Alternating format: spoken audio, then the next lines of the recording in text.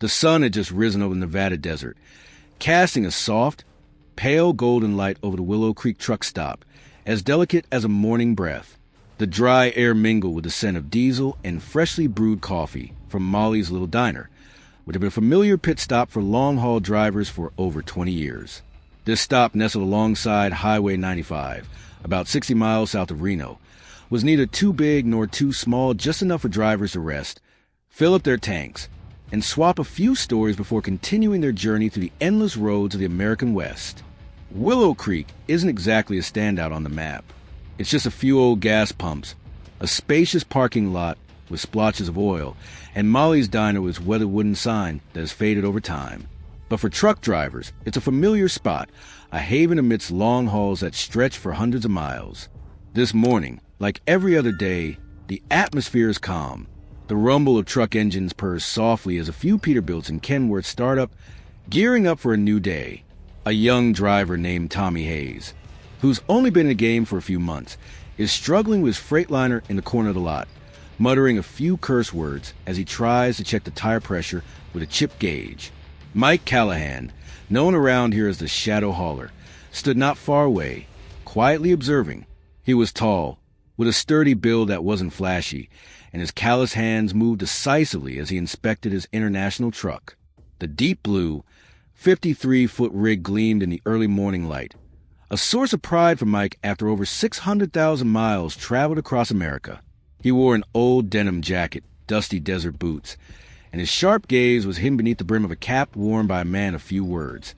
Yet every action radiated the quiet confidence of someone who had weathered many storms. Molly, the diner owner, stepped out the door with a coffee pot in hand, her silver hair neatly tied back. She had seen all kinds of people come and go here, from cheerful drivers sharing jokes over cups of coffee to strangers bringing trouble. This morning, she sensed something unusual in the air, though she couldn't quite put her finger on it. "Mike, coffee?" she called out, her voice raspy yet warm. Mike looked up, gave a slight nod, and then went back to his work. He was checking the engine belts, his fingers moving as if they were conversing with a machine of habit from his days as a combat medic in the U.S. Marine Corps, where attention to detail could mean the difference between life and death. The dawn slowly melted into the heat of the desert as the sun climbed higher. The chirping of sparrows in the dry bushes along the road blended with the sound of a nearby truck CB radio, where a driver's steady voice warned of slippery roads ahead due to last night's rare rain. Tommy finally finished checking the tires, wiped the sweat from his forehead with his sleeve, and headed toward Molly's Diner to grab a glass of water.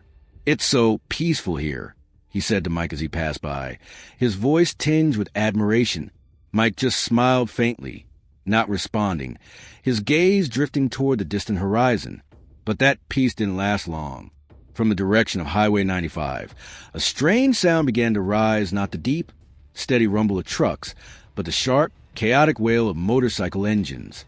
At first, it was just a faint echo, but it quickly grew louder, like a storm approaching from afar. Molly stopped wiping the counter, her hands resting on the damp cloth, squinting through the window. Mike also lifted his head, his hands pausing on the belt. He tilted his head to listen, his body instinctively tensing up like a reflex honed from his days in Iraq, where unusual sounds signaled danger. Tommy, still unaware of what was happening, kept walking, but then he froze as 6 gleaming Harley-Davidsons appeared at the entrance of the parking lot. The motorcycles glided through the red dust, their engines roaring and drowning out all other sounds. The 6 bikers stopped in the middle of the lot, eerily synchronized as they shut off their engines, leaving a heavy silence in their wake. They wore black leather jackets, and on the front of their jackets was the emblem of the Iron Vipers, a steel snake coiled around a sword, a symbol that any driver who had ever run the Southwest route knew and feared. The leader of the group, a tall guy with long black hair tied back and a salt and pepper beard, stepped out of the car first. His name was Vince Rattler Dawson, and his cold eyes scanned the parking lot like a predator assessing new territory. He didn't say a word, just stood there, his studded boots thudding against the ground with dry, echoing thud. The others followed behind, each step radiating the arrogance of those who are used to ruling through fear. Molly tightened her grip on the coffee thermos in her hand, muttering, "God, Please don't let them cause trouble today. Mike stood still, but his gaze was locked onto Vince. From about 30 feet away, the two men exchanged a brief, wordless look, heavy with meaning. Vince smirked, a smile devoid of warmth, then turned to signal his crew to head toward Molly's diner. The sound of their footsteps echoed on the gravel, blending with the pounding heartbeat of Tommy as he realized he was standing at the edge of something much bigger than anything he had ever imagined about the trucking life. The sound of footsteps from the Iron Vipers echoed steadily on the gravel of the Willow Creek parking lot, each step like a hammer striking the morning stillness. Vince Rattler Dawson led the way, his studded boots leaving small imprints on the parched ground, as if marking territory. Behind him, 5 other bikers moved with the confidence of those accustomed to making others bow their heads. Their leather jackets rustled, the Iron Snake emblem glinting in the sunlight, and their gazes were sharp as blades, not the kind of look you expect from someone just stopping by for a quick cup of coffee. Molly stood behind the counter in the diner, her hand still gripping the coffee pot tightly, but her gaze was no longer filled with vague worry. It was the alertness of someone who had seen enough trouble to know when it was about to explode. She glanced out the window, seeing the group of bikers getting closer, then turned to the drivers sitting inside Molly's diner. "Everyone stay calm," she said, her voice low but firm, like a mother commanding her children before a storm. The drivers this morning weren't many, just a few familiar faces. Joe Baxter, a former Nevada state trooper, now driving a lumber truck, and Carl Simmons, a seasoned veteran with 30 years behind the wheel. But they all stopped eating, their eyes fixed on the parking lot. Mike Callahan stood next to his International, about 20 feet away from the group of bikers. He didn't move, showing no signs of fear, but his hands had slipped from the engine belt and hung loosely at his sides in a stance that anyone trained in the U.S. Marine Corps would recognize as ready to react. Through the dusty windshield of the truck, he watched Vince's every move. The Iron Vipers leader paused in the middle of the lot, about 15 feet from Molly's diner, then slowly turned to look at Mike. Vince's smirk had morphed into a full-on challenge, as if he had just discovered something fun to toy with. "Nice ride," Vince said, his gravelly voice echoing in the quiet space. He pointed at Mike's truck, his gaze sliding over the shiny blue paint and the tiny USMC veteran sticker stuck near the cabin door. Military driver. "Huh? Bet you know how to keep your stuff clean." His words weren't a compliment. They were a probing jab, testing how Mike would react. The group of guys behind Vince chuckled. A few of them spat on the ground, deliberately trying to stir things up. Mike didn't respond right away. He tilted his head slightly, his gaze locked onto Vince, then slowly stepped out from the shadow of the truck, revealing his 6'2" frame in the sunlight. "I like to keep everything in its place," he said, his tone steady but carrying a weight that made the laughter of the bikers die down. "What about you guys? What brings you here?" Mike's question wasn't an invitation to chat. It was a warning wrapped in a calm exterior. Vince shrugged, but the smile on his face didn't fade. "Just passing through, buddy. I like it here quiet, comfortable. We might stick around for a bit." He took a few more steps toward Molly's diner, deliberately turning his back on Mike, as if he didn't see him as a threat. But Mike noticed the way Vince glanced at his truck wasn't random. It was an assessment. The Iron Vipers weren't the type of bikers to stop just for a break. They had a reputation for hunting valuable shipments, from smuggled cigarettes to pharmaceuticals, and Willow Creek was right on the medical transport route from Reno to the smaller hospitals in southern Nevada. Tommy Hayes, standing near the door of the diner, instinctively took a step back as Vince and the gang of bikers approached. At just 23 years old, he had never faced anything more intimidating than a few drunken guys at the local bar, and now he felt a cold sweat trickling down his spine. "Mike, these guys—" he whispered, but Mike raised a hand to signal him to be quiet. "Just go inside, Tommy," he said softly, never taking his eyes off Vince. "I'll handle this." Inside Molly's diner, the atmosphere grew heavy. Joe Baxter set his coffee cup down on the table, his right hand instinctively brushing against the spot where his service weapon used to rest when he was a cop. Carl Simmons pushed his plate of eggs aside, his aged but sharp eyes scanning through the window.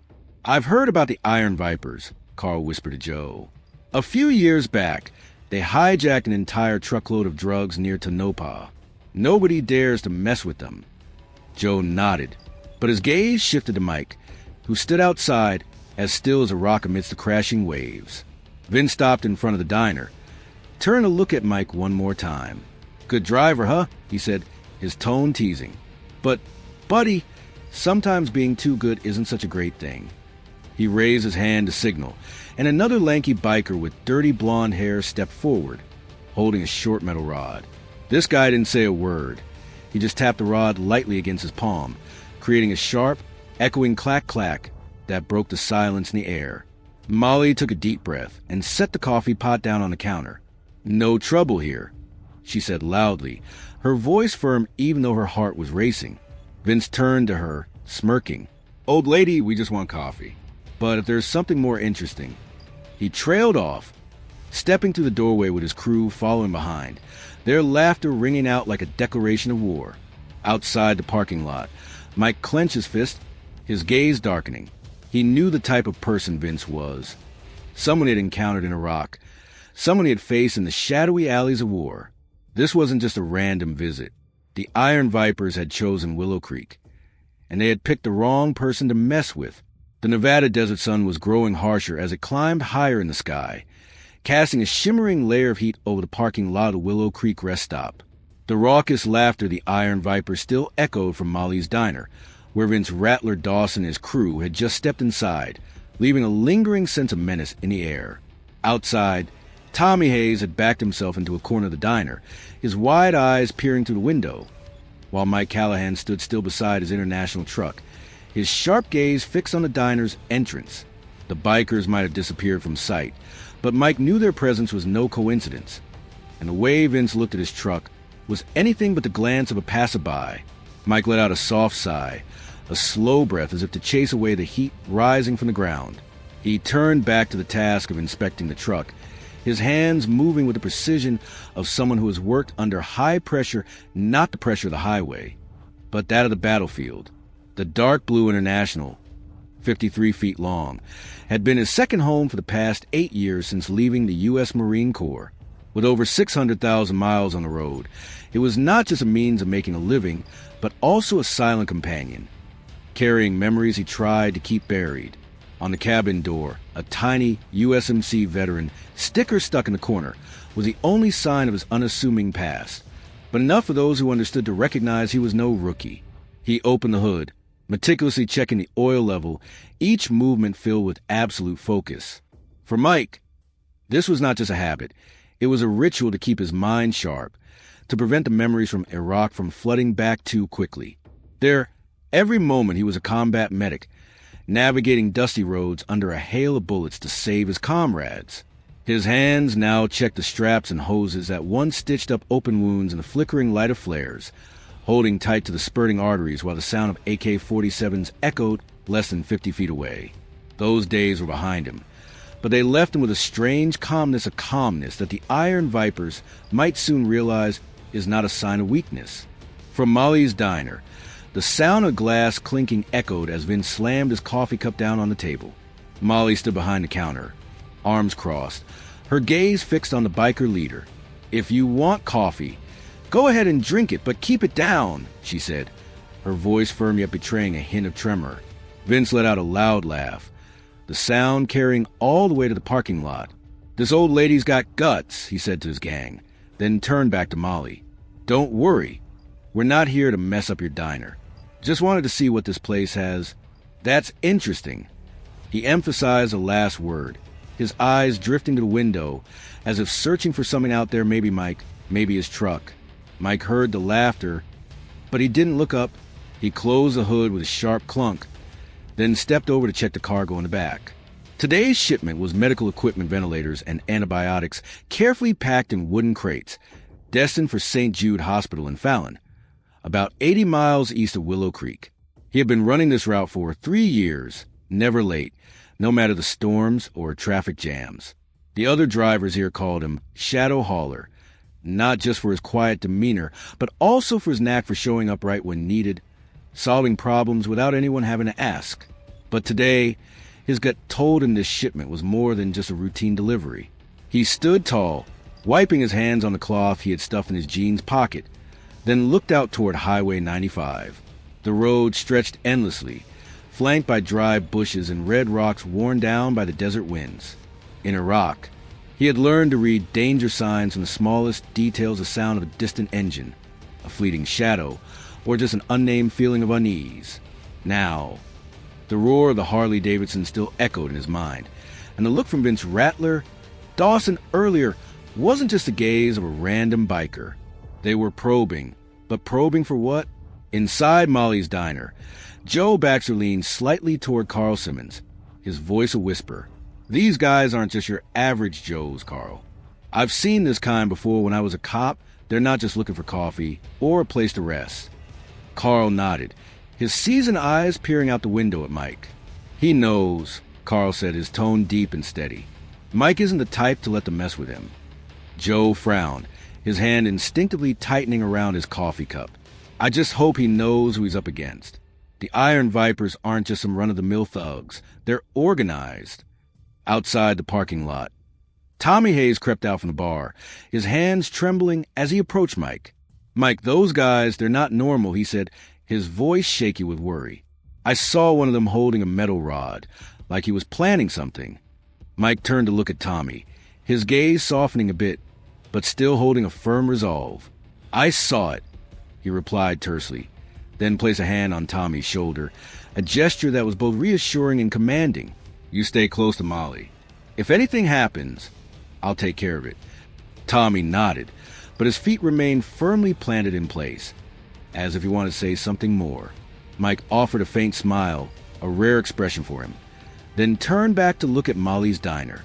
Through the window, he saw Vince rising, coffee cup in hand, but his gaze was directed outside, straight at the International. Mike sensed that look wasn't one of admiration. It was calculating. The Iron Vipers weren't just here to stir up trouble. They wanted something bigger, and Mike knew that, whether he liked it or not, he was about to be pulled into a fight he thought he had left behind in Iraq. He took a deep breath, the smell of diesel mingling with the scorching heat of the desert filling his lungs.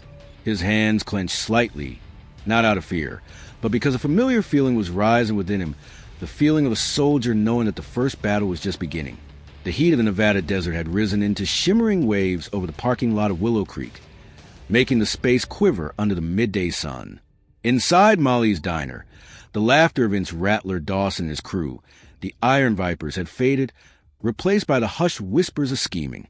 Mike Callahan stood beside his International, his hands having just wiped off the oil with a rag, now resting lightly on the truck's bed, his eyes glued to the diner's window. Through the dusty glass, he saw Vince rise, slowly stepping away from the counter, the gaze of the biker leader once again fixed on him not by chance, but like a silent declaration of war. Mike remained motionless, but in his mind, memories from Iraq began to surface like an old film playing in slow motion. He recalled the last day in Baghdad, a sweltering afternoon shrouded in swirling dust, when his patrol team was ambushed on the road leading to a field hospital. Gunfire erupted. The smell of gunpowder mingled with blood, and the cries of injured comrades filled the air. Mike, just 28 at the time, charged through a hail of bullets with medical bags slung over his shoulder, pulling a young soldier named Danny out of a burning Humvee. His hands, now resting on the truck bed, had stitched 14 stitches into Danny's chest under the flickering light of flares, holding him tight until the rescue helicopter arrived. Danny survived, but the cost was the scars forever etched in Mike's mind in a silent vow that he would never let an innocent be harmed if he could prevent it. Now, standing in a Willow Creek parking lot, Mike felt Vince's gaze, cold and calculating, like the eyes of those who had ambushed him in Iraq, ready to strike when the moment was right. He knew the Iron Vipers were not just a bunch of troublemaking bikers. They had a notorious reputation in the Southwest, from Arizona to Nevada, for daring heists, especially targeting high-value medical shipments. The cargo in his truck, today ventilators and antibiotics worth tens of thousands of dollars, was exactly what they might be after. But Mike wasn't afraid. He had faced far more dangerous foes than Vince, and he had learned that sometimes staying calm is the sharpest weapon of all. Tommy Hayes stood nearby, his hands tightly clasped together, his worried gaze darting between Mike and Molly's diner. Mike, what do you think they want? he asked, his voice trembling. Mike turned to look at him, his eyes softening a bit, like how he used to reassure the new guys back in Iraq. "You don't need to worry, Tommy," he said, his tone deep but steady. "Whatever they want, they'll have to say it themselves. As for me, I'm just doing my job." He gave Tommy's shoulder a light pat, then turned back to check the cargo lock. Each movement deliberately calm, not to ignore the bikers, but to send a message that he wouldn't be easily shaken. From the direction of the diner, the sound of the glass door swinging open echoed. Vince stepped out, followed closely by the blonde biker wielding a metal rod that Tommy had mentioned. He paused at the threshold, his studded boots thudding against the gravel with a resonating thud. "Hey, driver," Vince called out loudly, his voice carrying through the stillness of the parking lot. "Nice ride you've got there. What are you hauling in that thing that's got you locking up so tight?" His words dripped with a clear taunt, but his eyes held no laughter. They were the eyes of a predator testing the reactions of its prey.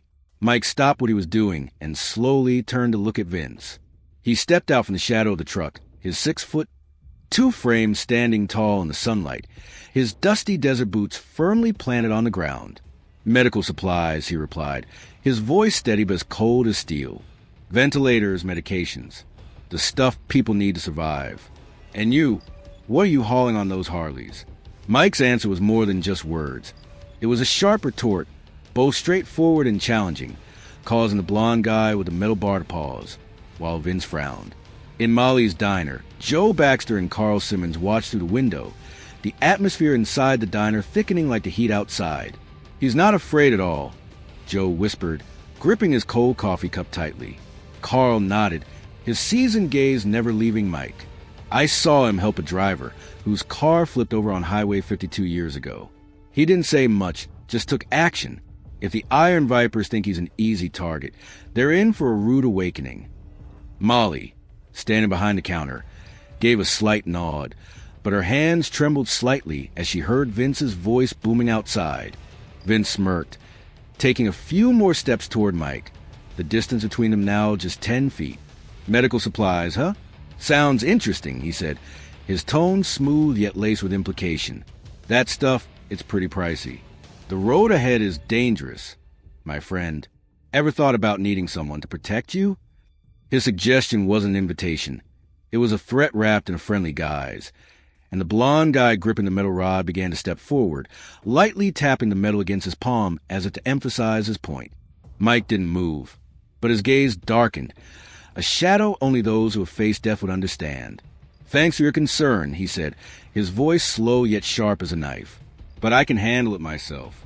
As for you guys, if you just want coffee, Molly makes a great cup. Don't waste anyone's time." He turned his back, continuing to check the cargo lock, but every sense in him was on high alert. He knew Vince wasn't the type to be easily dismissed. Vince let out a dry laugh, the sound harsh against the sweltering air. "Stubborn driver," he said, his voice dropping to a more dangerous tone. "I like that. But, buddy, sometimes being too tough can lead to a break." He signaled to the blonde guy, who stepped closer, the metal rod in his hand now gripped tightly, ready for action.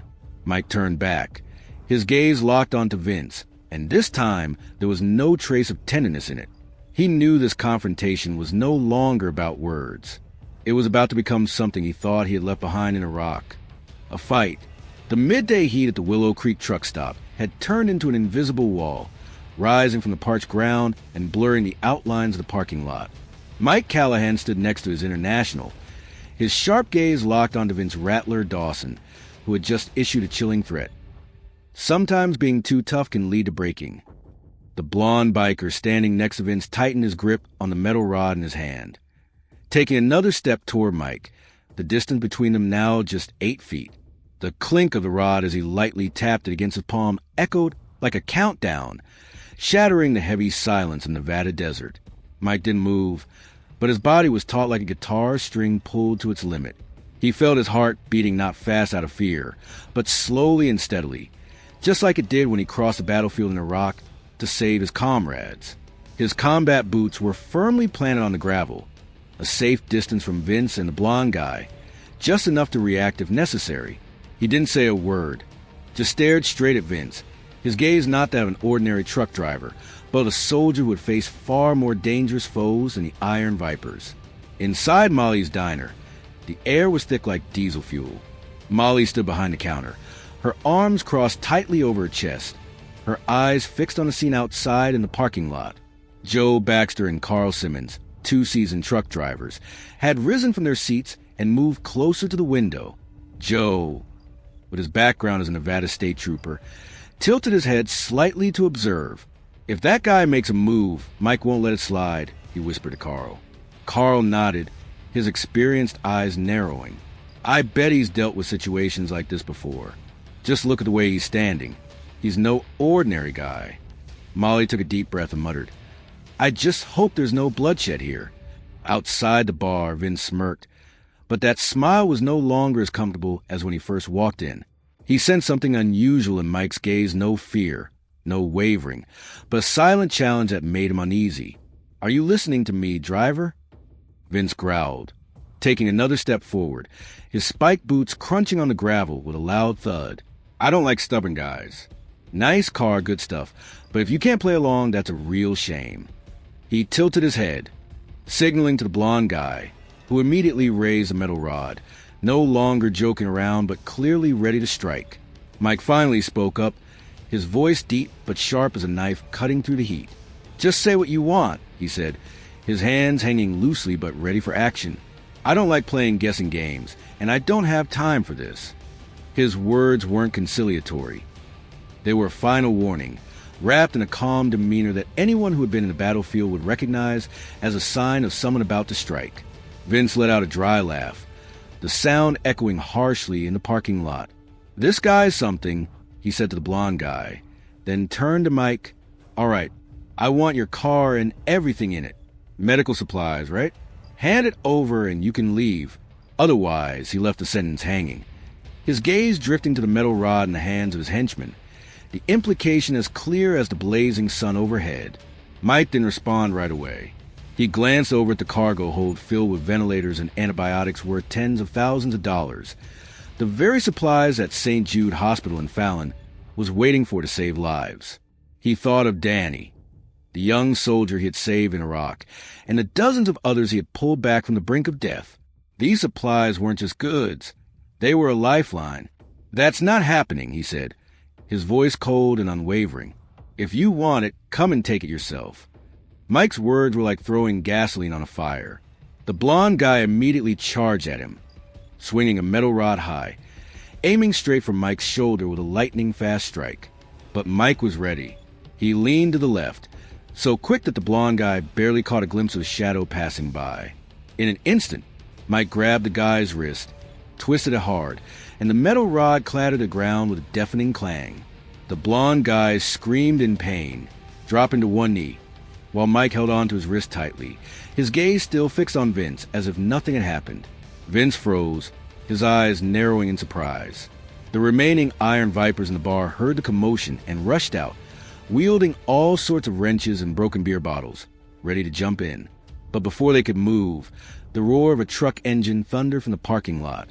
Joe Baxter and Carl Simmons, without a moment's hesitation, jumped into two nearby Kenworths, fired up the engines, and drove forward, creating a wall between Mike and the bikers. The deafening noise of the engines drowned out everything else, and a cloud of red dust billowed up as the two trucks came to a stop just feet away from the Iron Vipers. "Enough is enough," Joe shouted from the cabin, his hands gripping the steering wheel, his gaze as tough as a former cop. Carl, from the car next to him, said nothing, but his hands were tightly clenched around the wheel, ready to hit the gas if necessary. Molly burst out of the diner, arms wrapped around Tommy Hayes, her eyes a mix of worry and determination. "No one messes with Willow Creek and gets away with it," she yelled, her voice trembling yet defiant. Mike let go of the blonde guy, watching him fall to the ground, clutching his wrists and groaning. He stood tall, his gaze fixed on Vince. "I told you," he said, his voice deep yet resonant. "If you want something, take it yourself, but you won't like the price." The bikers hesitated, their aggression dampened by the unexpected arrival of Joe and Carl. Vince glanced around, realizing the situation was turning against him, but his eyes still burned with a fierce anger. All right then, Vince growled, stepping back a pace. You want to play tough? I'll show you what tough really means. He turned away, signaling his crew to back off, but the last look he shot at Mike wasn't one of surrender. It was a promise of a bigger fight to come. The red dust from Joe Baxter and Carl Simmons' two Kenworth trucks still hung in the air of Willow Creek, forming a thin haze under the scorching sun of the Nevada desert. The roar of the engines gradually faded as both drivers shut them off, but the silence that followed didn't bring a sense of peace. It felt heavy, tense, like the calm before a real storm hit. Mike Callahan stood in the parking lot, his dusty boots firmly planted on gravel, his gaze locked onto Vince Rattler Dawson as the Iron Viper's leader stepped back, leading his crew toward the Harley-Davidsons parked 20 feet away. The blonde biker, now clutching his injured wrist in pain, was pulled to his feet by a buddy. The metal rod he had intended to use to attack Mike lay abandoned on the ground, glinting in the sunlight like a reminder of the recent moment. Vince didn't say anything more, but the final cold, hate-filled glance he shot at Mike spoke volumes. He raised his hand to signal, and the Iron Vipers began to mount their bikes. The roar of the Harley engines erupted once more, sharp and chaotic, shattering the stillness of the truck stop. A few bikers spat on the ground before speeding off, leaving trails of black smoke mingling with the red dust on Highway 95. Mike didn't move until the sound of the bikers' engines faded into the distance. He let out a quiet breath, his hands relaxing, but his gaze remained sharp. He turned to check on his international truck, inspecting the cargo area, once more not out of suspicion that it had been damaged, but to ensure that the medical supplies were still secure. The ventilators and antibiotics inside weren't just his job. They were a responsibility, a reminder of the days in Iraq when he fought to save others' lives. From Molly's diner, Molly stepped out, holding Tommy Hayes tightly as if to shield him from what had just happened. "Those guys are gone," she said, her voice trembling slightly but trying to sound tough. "But I bet they'll be back." Tommy nodded, his eyes still wide with fear. "Mike, how can you be so calm? That guy was about to hit you." He pointed at the metal rod lying on the ground, his voice trailing off. Mike smiled faintly, a rare smile that he let slip, then bent down to pick up the metal bar, holding it in his hand as if weighing his options. "I've faced worse than this," he said, his voice low but not boastful. "Staying calm doesn't mean you're not scared, Tommy. It means you know what you need to do." He tossed the metal bar aside, letting it roll into the dust near the parking lot, then turned to look at Joe and Carl, still sitting in the cabs of their two Kenworths. "Thank you both," he said loudly, his tone carrying a genuine respect. Joe Baxter jumped down from the cabin, wiping his hands on his old denim jacket. "Nothing," he replied, his former cop's eyes scanning the parking lot as if assessing the situation. "Those guys are no joke. I heard about the Iron Vipers robbing a drug truck near Beatty a few months back. They're organized, Mike. Today was just a test run." Carl Simmons also stepped down, his hands resting on his hips, his seasoned gaze fixed on Highway 95. "That's right," he said. "They'll be back, and next time it won't just be 6 of them." Molly stepped closer, her hands now released from Tommy, but still crossed over her chest. "Willow Creek is our home," she said, her voice firmer. "I've seen everything come through here, from dust storms to drunken troublemakers, but I've never seen anything like this. Mike, what do you think they want?" She looked at him, her gaze a mix of worry and trust, as if she knew he had the answer. Mike turned to look at his truck, then back at Molly. "Medical supplies," he said succinctly. "Ventilators, medication stuff that's worth a fortune on the black market. Willow Creek is right on the route from Reno to Fallon. They didn't just end up here by chance." He paused, his gaze sweeping over Joe and Carl. "But today isn't the day they'll get their hands on it." His words carried a quiet resolve, like a promise that didn't need to be sworn. Joe nodded, his hand instinctively brushing against the spot where he used to carry a service revolver when he was a cop. "So they're after you," he said, "or they're after all of us. If they come back, it won't just be a few bikers with a metal pipe. They could bring an entire crew." Carl shrugged, but his expression was serious. "I've seen this kind of thing in Arizona. They won't stop until they get what they want or until they're forced to." Tommy, now calmer, stepped closer to Mike, "So, what do we do now?" he asked, his voice still a bit shaky but filled with determination. Mike looked at him, then glanced over at Molly, Joe, and Carl, ordinary folks from Willow Creek, now facing an unexpected threat. "We do our job," he said, his tone low but firm. "I'll get this delivery to Fallon. You all keep your eyes peeled. If they come back, we'll be ready."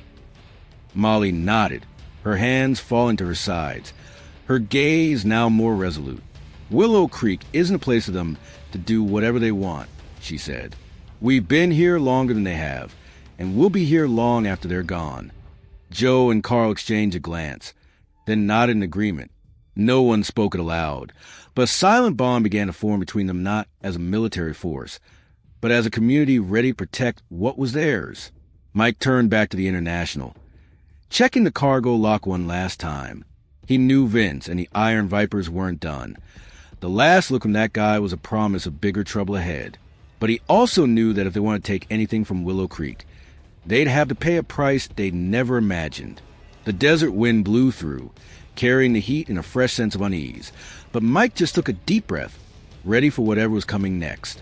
The sun had dipped toward the west, stretching the shadows of the trucks in the Willow Creek parking lot into twisted black streaks on the red gravel. The desert wind blew softly, carrying the dry heat of Nevada and a lingering sense of unease that hadn't faded since the Iron Vipers had left.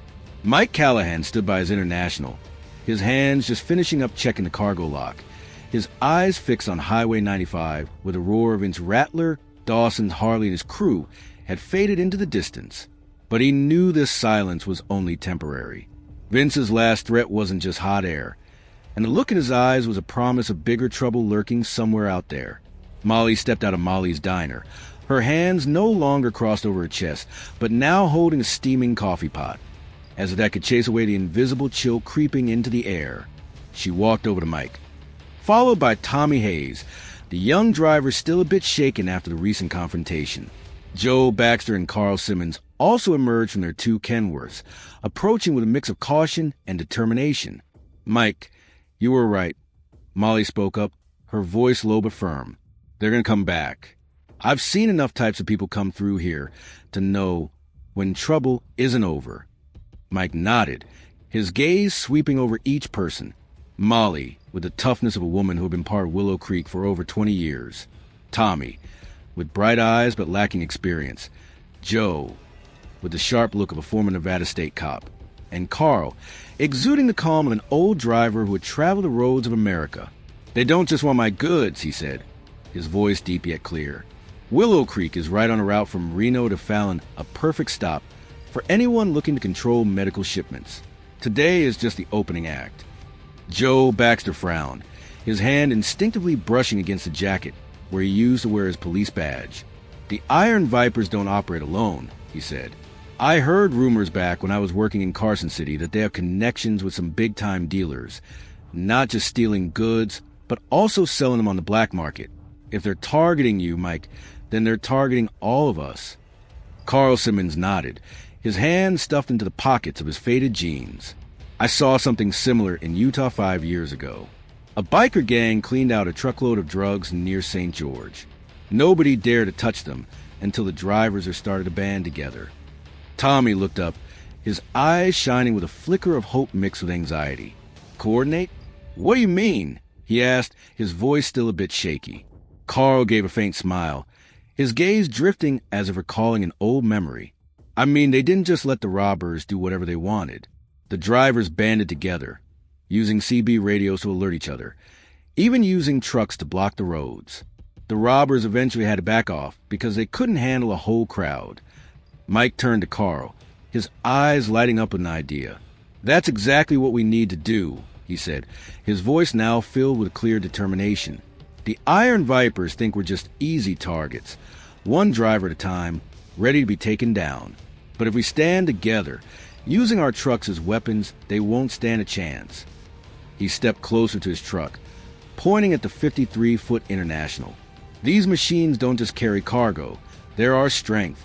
If we know how to use them, Willow Creek won't be a place they want to come back to." Molly set the coffee pot down on a nearby wooden crate, her gaze now filled with agreement rather than worry. "I don't know how to fight," she said, But I know Willow Creek is our home. If those guys think they can come here and bully us, they're mistaken. She turned to Joe and Carl. You two used to be cops. You've been on the beat, what do you think? Joe nodded immediately. I'm in, he said. Using the truck to block the road isn't a bad idea. I still have a few contacts at the Nevada Police Department if we need backup. I can make a call. Carl shrugged, but his eyes lit up. I may be getting old, but I'm not out of the game yet. If you need someone to drive and block those guys, just hand it over to me. Tommy stepped up, his hands no longer shaking. I want to help too, he said, his voice small but steady. I'm not as good at fighting as Mike, but I can drive, listen to the radio, do something. Mike looked at him and nodded slightly. You can do it, he said, his tone encouraging. Everyone has a role to play. We don't have to be great fighters. We just need to be smarter than them. The atmosphere in the group began to shift from initial unease, a quiet sense of unity slowly taking shape. Mike stepped over to an old wooden table near the parking lot, pulling out a frayed paper map from his jacket pocket and spreading it out under the fading afternoon sunlight. This is the route from Reno to Fallon, he said, pointing at Highway 95. Willow Creek is right in the middle, 60 miles from Reno and 80 miles from Fallon. If the Iron Vipers want to control the medical shipments, they'll need a stop to gather and distribute. We have to make this place a thorn in their side. Joe leaned down to look at the map, his eyes scanning the small roads that intersected Highway 95. If they come back, it won't just be 6 guys, he said. It could be a dozen or more. We need more people. Carl nodded. I know a few drivers who usually stop by here. Pete Torres runs a route from Vegas, and Hank Miller from Tonopah. They're both veterans, having served in the U.S. Army. If I call, they'll come. Mike looked around, his gaze landing on each of them: Molly, Joe, Carl, Tommy. So we have a team, he said, his voice low but full of strength. Not everyone needs to wield a gun or fight. We have a truck, we have experience, and we have each other. The Iron Vipers want to play this game? We'll show them that Willow Creek isn't a place to mess around. The sun slowly dipped behind the distant hills, leaving a brilliant orange streak across the sky. The desert wind blew through, carrying with it a new feeling, not one of unease, but readiness. The driving community of Willow Creek, made up of ordinary people, was beginning to transform into a silent army, prepared to defend their home. The darkness gradually enveloped Willow Creek as the sun dipped below the Nevada desert hills, leaving a sparkling star-filled sky overhead. The warm glow from Molly's diner spilled out into the parking lot, illuminating the map that Mike Callahan had spread out on the old wooden table. The scrawled lines of Highway 95 and the intersecting back roads stood out clearly in the dim light, like a strategic game board that Mike and his crew were getting ready to play. Molly stood beside him, holding a now-cold coffee pot, her gaze no longer filled with worry, but rather a quiet determination. Joe Baxter, Carl Simmons, and Tommy Hayes gathered around, each carrying their own share of experience and resolve. Mike pointed to a spot on the map about 10 miles north of Willow Creek. This is Horseshoe Bend, he said, his voice deep but steady. It's a narrow road, with low hills on both sides, perfect for an ambush if the Iron Vipers want to strike. They could block me there when I'm hauling goods back to Fallon. He looked up at Joe. You said they'd come back with more numbers. If that's the case, this is where they'll choose. Joe nodded, his former cop's gaze scanning the map. Makes sense. I use a patrol that area. There's no cell service, so no one would hear anything if something went down.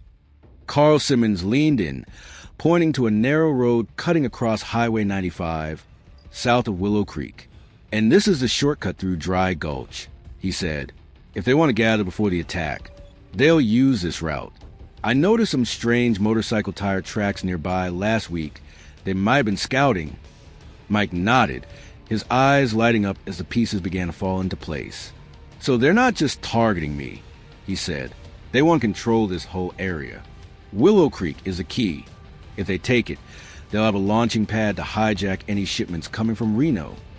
Molly set the coffee pot down on the table, her voice firm. So, what are we going to do? Just sit here and wait for them to come again. Mike turned to look at her, his gaze steady. No, he said. We're going to turn Willow Creek into something they never expected, a fortress. We'll use trucks to block the entry points, coordinate over the CB radio, and call in reinforcements. They want to play big, we'll play bigger. Joe pulled an old phone from his jacket pocket, dialing a number with the familiarity of someone who's worked with connections before. "I'll call Pete Torres and Hank Miller," he said. Pete used to be a combat engineer in the U.S. Army. He knows how to turn anything into a weapon. Hank was a sniper back in Iraq. His eyes are sharp as a hawk. If they can get here before dawn, we'll have some serious backup. Carl nodded, pulling a small CB radio from his pants pocket. "I'll reach out to a few other drivers on Channel 19. I know at least 5 guys who usually swing by Willow Creek, and I'm sure they'll join in if I explain the situation." Tommy, who had been standing silently all this time, finally spoke up. "How can I help?" he asked, his voice soft but filled with determination. Mike looked at him and smiled gently. "You'll be our eyes and ears," he said. "Listen to the radio, and let us know if anything seems off. You're quick, so if you need to drive a warning, you'll do great." Tommy nodded, his eyes lighting up with a hint of pride as he felt, for the first time, that he was truly a part of something bigger. The air around the wooden table began to heat up, not from the desert sun, but from the determination that was spreading. Molly stepped into the diner and brought out a tray of sandwiches and freshly brewed coffee. "If we're going to strategize, we need to fuel up," she said, setting the tray down on the table. "No one's defending Willow Creek on an empty stomach." A light laugh escaped from Joe and Carl, easing some of the tension, but everyone's gaze remained fixed on Mike, who had become the unspoken center of the group. Mike leaned over the map, tracing a line with his finger from Willow Creek to Horseshoe Bend. "If they attack here, we'll stop them right at the entrance to the parking lot," he said. "Joe, Carl, you two drive to block both ends of Highway 95 at the checkpoint. I'll leave my car in the middle as bait. If Pete and Hank can make it in time, they can take position on the lookout hill and provide support." He looked up, his gaze locking on to each person. "We don't need to defeat them right away. We just need to make them think twice." Joe nodded, his grip tightening around the phone. "All right, I'll call right now." Carl turned on the CB radio, his voice crackling through the airwaves. "This is Old Timer, calling anyone on the Reno-Fallon route. We got an urgent situation at Willow Creek that needs assistance. If you can hear this, respond immediately." There was a static buzz, then a deep voice replied, "Pete Torres here. I'm 40 miles out. What's going on, Carl?" Carl chuckled softly. "Big trouble, Pete. Bring your engineering mind. We're going to need it." In just 30 minutes, the Willow Creek parking lot began to buzz with activity. Pete Torres, a muscular man with a buzz cut, drove in a black Mack truck, coming to a halt with a screech of brakes. Hank Miller, tall and lean with sharp eyes, followed closely in an old Volvo that still ran smoothly. They both stepped out, shook hands with Carl, and eyed Mike with curiosity. "I hear you're the one in charge," Pete said, his voice deep yet friendly. Mike nodded. "Not exactly. Just someone trying to get the goods to the right place." Hank glanced at the map, his eyes landing on Horseshoe Bend. "If they ambush us there, I can head up the hill with my binoculars," he said. "Having sniped in Fallujah, I know how to spot the enemy from a distance." Pete nodded. "And I'll help block the road.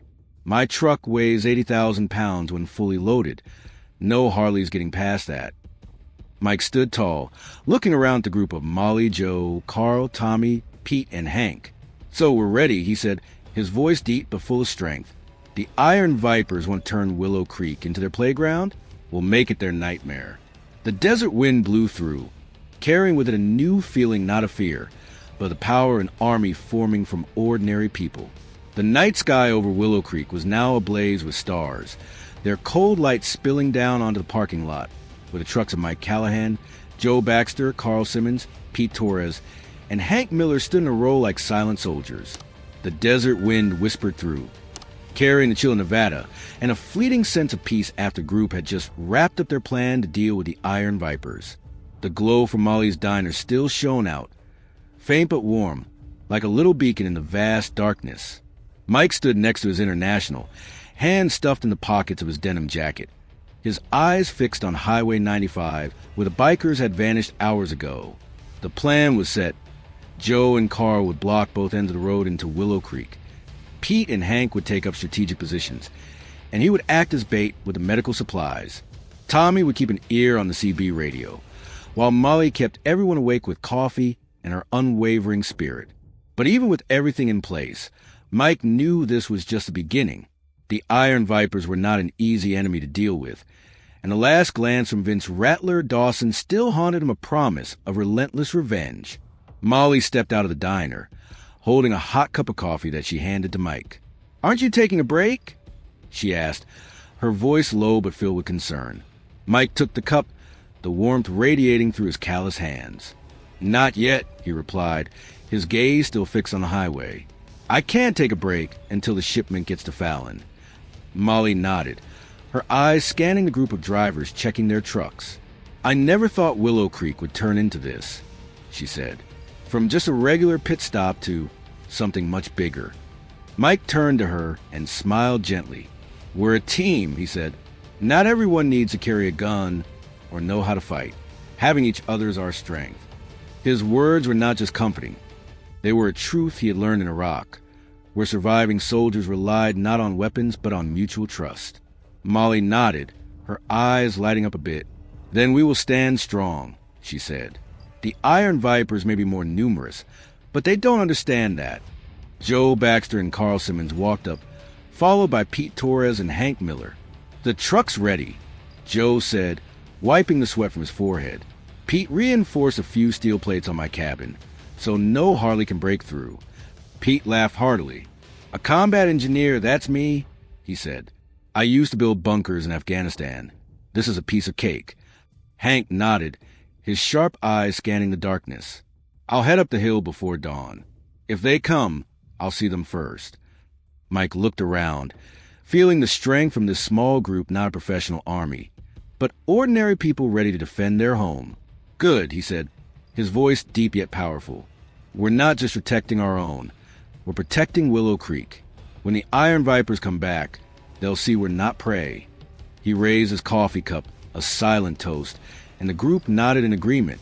"Do you feel your heart warm up when Mike and his team turn those trucks into symbols of unity? This is the incredible power of teamwork." Comment Team Mike for the win. To support them, leave your cheers in the comments to help boost the indomitable spirit of Willow Creek. Thank you. The night in Willow Creek was deep, the stars in the Nevada sky twinkling like tiny flames against the vast darkness.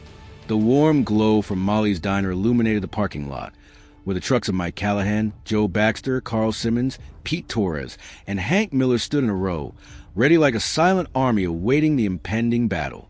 The desert wind swept through, carrying a bone-chilling cold and a new sense of tension that was no longer just a vague unease, but certainty that the Iron Vipers would return, and this time it wouldn't just be a few bikers wielding iron bars.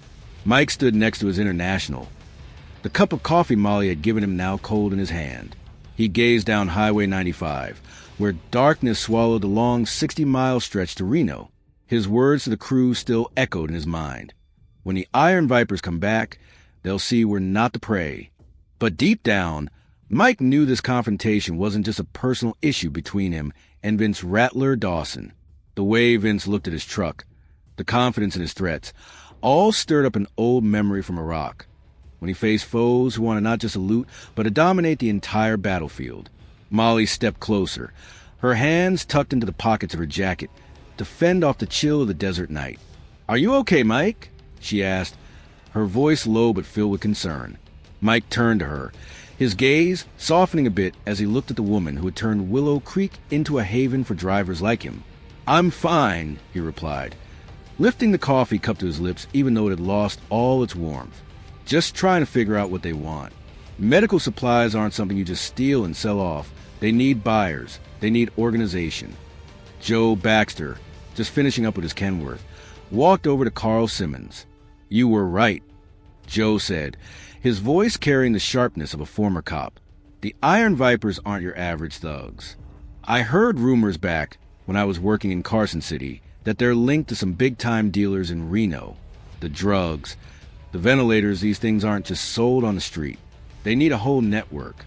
Carl nodded, his seasoned eyes gazing into the distance. I've had my suspicions since they showed up, he said. The way they operate is too organized. They're not your run-of-the-mill bikers. Tommy Hayes, holding a small CB radio, ran over from the corner of the parking lot, his breath puffing out in white clouds in the chilly air. Mike, I just heard something on Channel 19, he said, his voice urgent. A driver named Roy from Fallon reported that last week, a truckload of medicine was hijacked near Lovelock, about 90 miles away. He said the thieves not only took the cargo, but also knew exactly what they wanted. Antibiotics and ventilators, just like your shipment. Mike furrowed his brow, setting his coffee cup down on a nearby wooden crate. Knew exactly, he repeated, his expression darkening. So, they had inside information. Pete Torres and Hank Miller, having just reinforced Pete's truck, walked over and caught the tail end of Tommy's comment. Pete, with his combat engineer experience from the U.S. Army, crossed his arms over his chest. Sounds like something I've seen in Afghanistan, he said. Organized theft doesn't just randomly pick targets. Someone's feeding them intel, delivery times, routes, even a list of goods. Hank nodded, his sharp eyes scanning the darkness. Exactly. In Iraq, the smugglers always had someone on the inside, military or civilian, anyone who could sell information. Mike leaned over the map on the wooden table, the light from Molly's diner illuminating the scribbled lines of Highway 95. If they know exactly what my shipment is, he said, his voice low but sharp, this isn't just a robbery. They're targeting the medical supply chain from Reno to Fallon and possibly beyond. He traced a line with his finger from Reno through Willow Creek to Lovelock. Willow Creek is the midpoint. If they control this, they control the whole area. Molly took a deep breath, her hands clenched tightly in her coat pockets. You mean they don't just want your stuff? She asked, her voice trembling slightly. Mike nodded. My goods are just beginning, he said. Ventilators, antibiotics worth tens of thousands on the black market. But to sell them, they need a whole operation. Storage, buyers, and a way to transport all. The Iron Vipers can't handle that on their own. Joe stepped forward, his eyes lighting up as the pieces began to fall into place. So there's someone pulling the strings, he said. A bigger player might be in Reno. I used to investigate drug smuggling back when I was with the Nevada Police Department. Gangs like the Iron Vipers are usually just a muscle for the real moneymakers sitting in an office, not out on motorcycles. Carl nodded. I bet Apex Health Corp is involved, he said. That company is big in Reno, providing health care for the whole West. Just last week, I heard they lost a shipment, but didn't report it to the police. That's really strange. Mike looked up, his gaze locked onto Carl. Apex Health Corp? He asked, his voice dropping. If they lost the supplies without reporting it, it might not be a loss at all, but a deliberate act. He recalled an incident in Iraq where a medical supply company had lost medications to smugglers, then jacked up prices to profit from it. This isn't just robbery, he said, his tone now carrying a chilling intensity. This is a much bigger conspiracy, and we're standing right on the edge. Tommy clutched the CB radio tightly, his eyes wide open. So what do we do? He asked. Mike turned to look at the group: Molly, Joe, Carl, Pete, Hank, and Tommy. We find evidence, he said. If Apex Health Corp is behind the Iron Vipers, they'll leave a trail. And when they come back, we won't just stop them, we'll expose them. The stars above twinkled, but the air around Willow Creek felt heavier than ever. A small band of warriors facing an enemy larger than they had imagined. The darkness at Willow Creek had thickened, with only the faint glow from Molly's diner and the desert wind howling through the still trucks in the parking lot.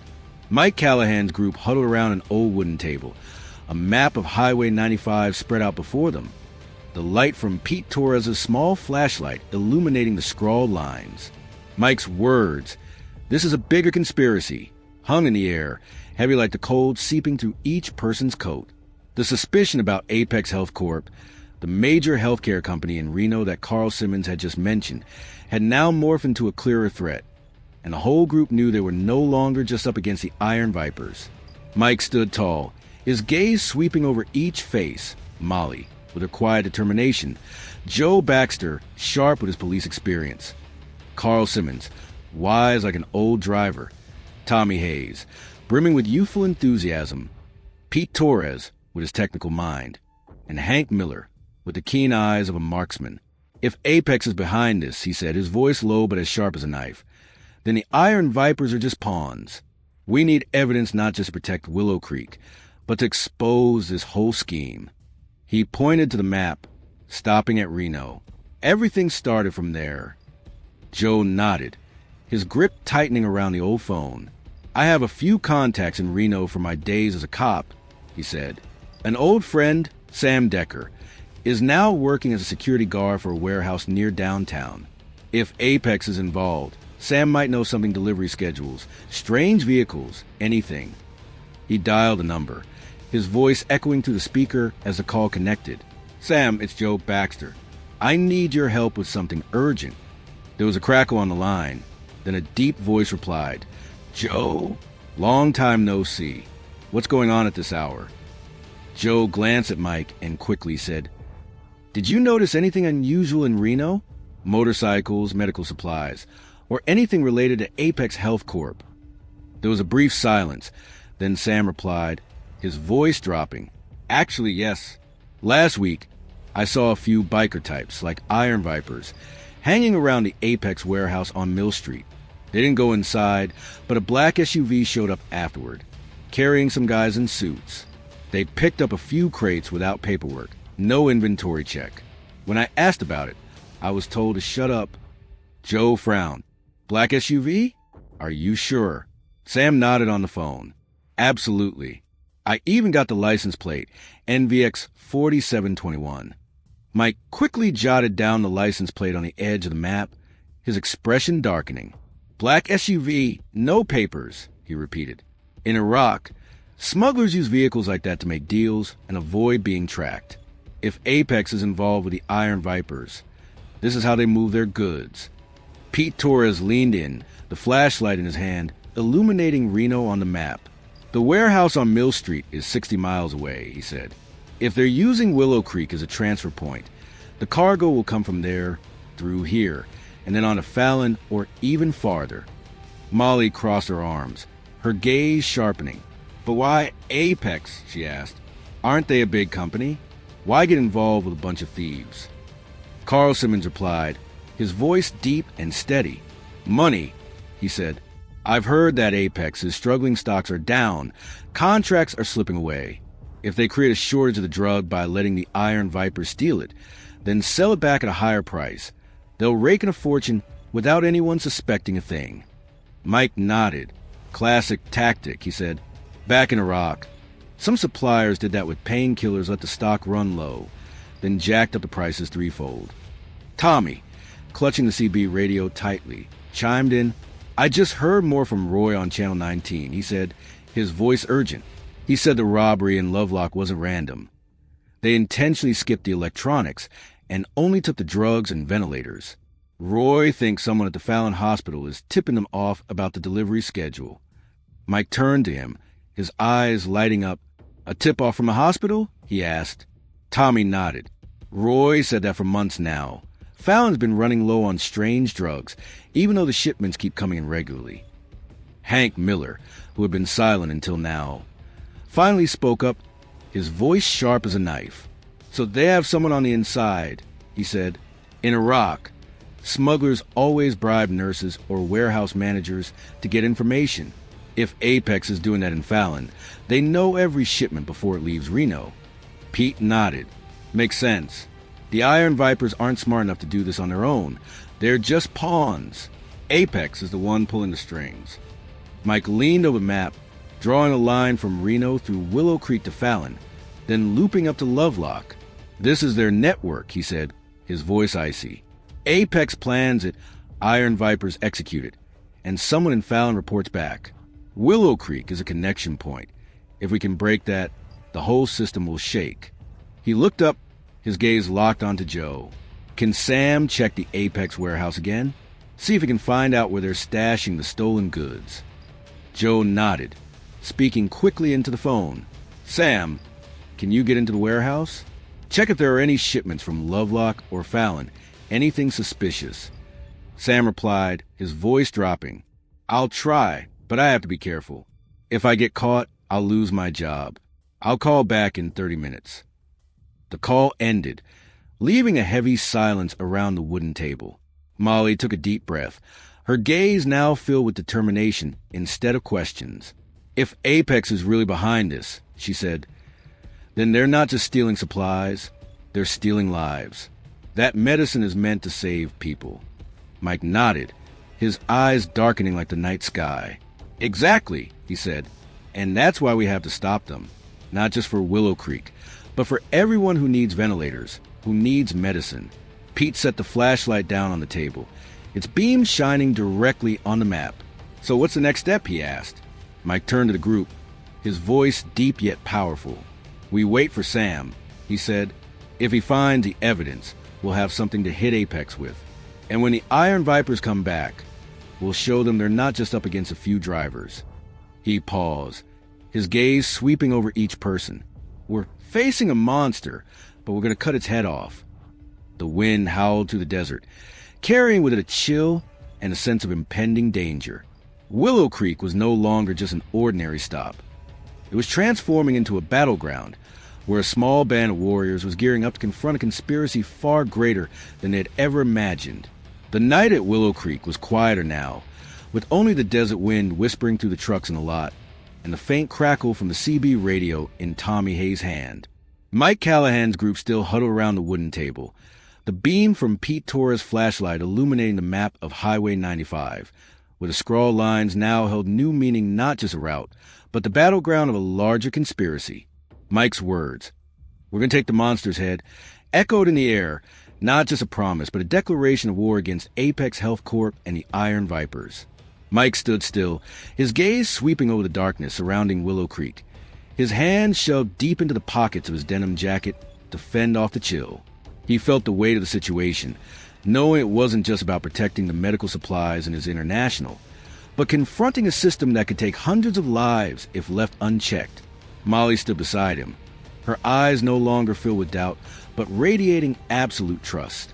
Mike, if Apex is as big as they say, how are we supposed to fight back? She asked, her voice low but steady. Mike turned to her, his eyes lighting up with a familiar determination he had carried with him from Iraq. We don't need to take them down right away, he said, his voice low but steady. We just need enough evidence to expose them. Apex might be big, but if they're relying on the Iron Vipers, that's their weak spot. We hit them there. He pointed at the map, stopping at Willow Creek. This place is a key. If we hold it, they won't be able to operate. Joe Baxter nodded, his hand still gripping the phone, waiting for news from Sam Decker. Sam will call back in 20 minutes, he said. If he finds a shipment from Lovelock or Fallon in the Apex warehouse, we'll have something to hand over to the police, or even more. Carl Simmons shrugged, his seasoned gaze drifting into the distance. I don't trust the local police, he said. If Apex has the money, they could bribe the Reno Police Department. We need someone higher up, like the FBI, or beyond. Pete Torres scoffed, the flashlight in his hand shaking slightly. FBI? With a bunch of drivers like us? He asked, his tone laced with a hint of humor. But Hank Miller, who had been silent until now, spoke up, his voice sharp as a knife. Not exactly, he said. I used to work with an FBI agent in San Diego after I got out of the military named Laura Kane. She specializes in corporate crime investigations. If we have evidence, I can reach out to her. Mike nodded, his eyes lighting up. Good. But we need something specific before we call her. Tommy turned on the CB radio, his voice urgent. Mike, Roy just reported on Channel 19, he said. He heard from another driver last week that a manager at the Fallon Hospital was spotted meeting some guys in suits at a nearby bar. He thinks they're from Apex. Mike turned to him, his expression darkening. Meeting at a bar? He asked. Tommy nodded. Roy said that manager controls the delivery schedule, so if he sells the info to Apex, it all adds up. Joe's phone suddenly buzzed, cutting through the tense atmosphere. He switched on the speakerphone, and Sam Decker's voice came through, low and urgent.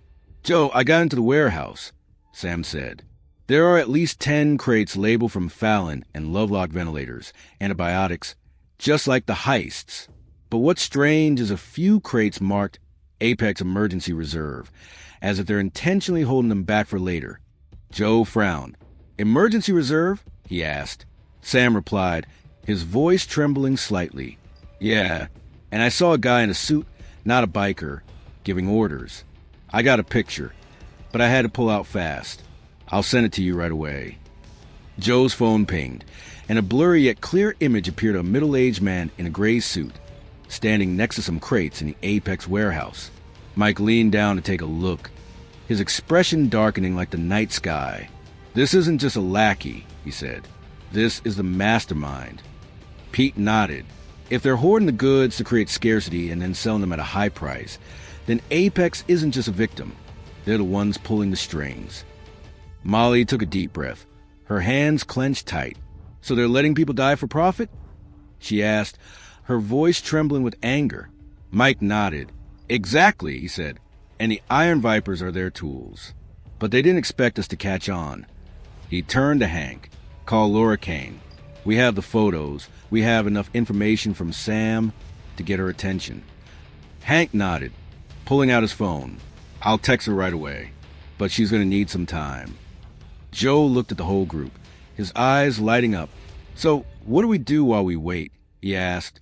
Mike turned back to the map, his voice low but filled with strength.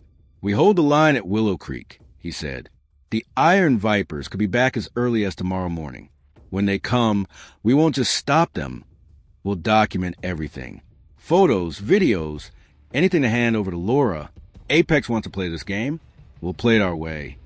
The atmosphere around the wooden table softened a bit, but the tension didn't fade. It transformed into a steely resolve. Molly placed her hand on Mike's shoulder, her gaze unwavering. We're not just drivers, she said. We're lifesavers. Mike nodded, his eyes scanning each person. That's right, he said, and we won't let them win. The wind of the desert blows through, carry with it a chill and a feeling that isn't fear, but the strength of a small army ready to turn the tide.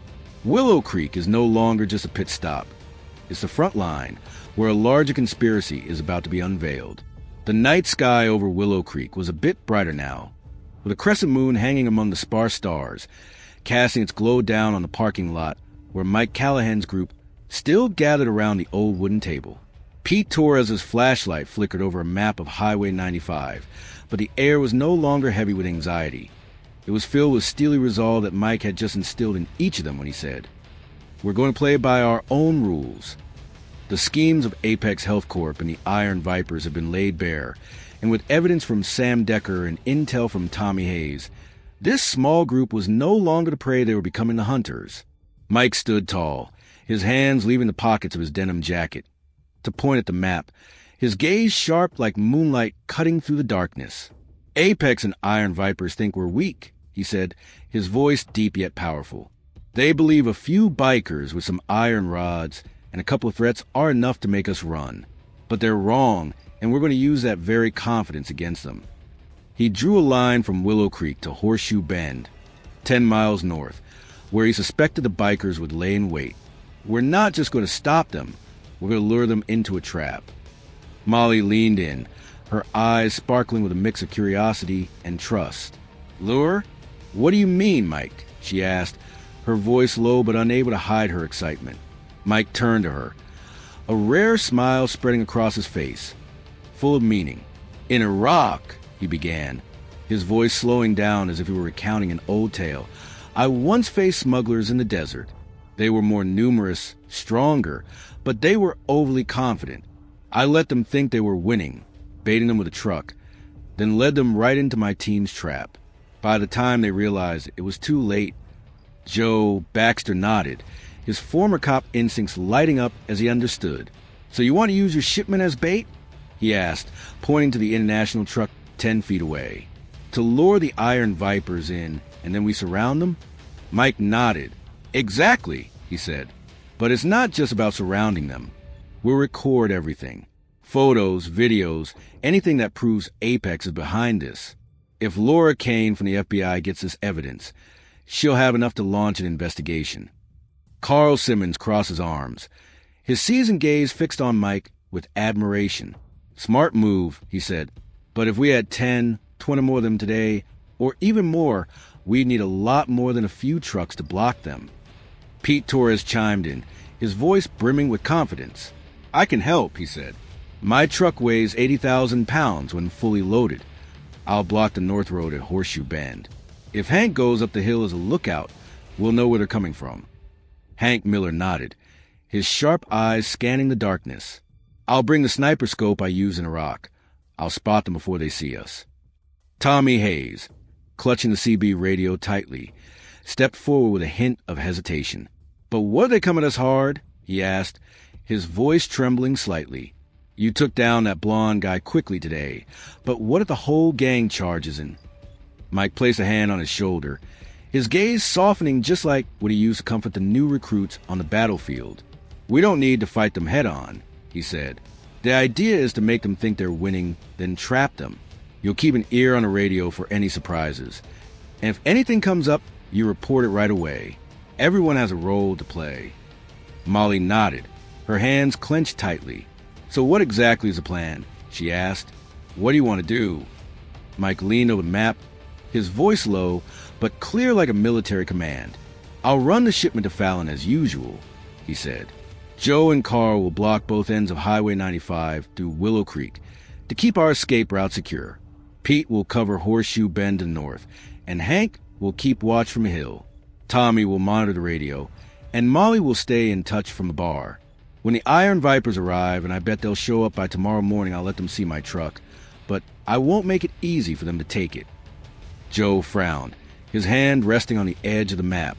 Are you really going to let them attack? He asked. Mike nodded, his gaze steady. We need to let them feel confident, he said. If they have any doubts, they won't show their full strength, and we need to see both Vince and anyone from Apex. I'll drive slowly through Horseshoe Bend, pretending my car has a flat tire or engine trouble. They'll jump right in. Pete laughed loudly, the flashlight in his hand shaking slightly. Nice job, he said. It's like when I was in Afghanistan, pretending to reveal a bunker, then locking the Taliban in when they got too close. But you need someone to film from a distance. Hank nodded. I'll do it, he said. From the hill, I have a clear view. I've got a small camera from my days as a sniper, enough to get video. Carl leaned in, his eyes lighting up. What about me and Joe? He asked. Blocking the road is fine, but if there are too many of them, Mike turned to him, his voice steady. You two won't just block, he said. When they charge at me, you two drive in from both sides, pinning them in the middle. Your truck weighs tens of thousands of pounds. No Harley is getting away if it's trapped. Molly took a deep breath, her gaze locked onto Mike. This is dangerous, she said. But if we succeed, we won't just protect what we have. We'll have the evidence to take down Apex. Mike nodded, his eyes shining like the moonlight. Exactly, he said. This isn't just about protecting Willow Creek. This is about bringing their entire system down. We're going to make them pay.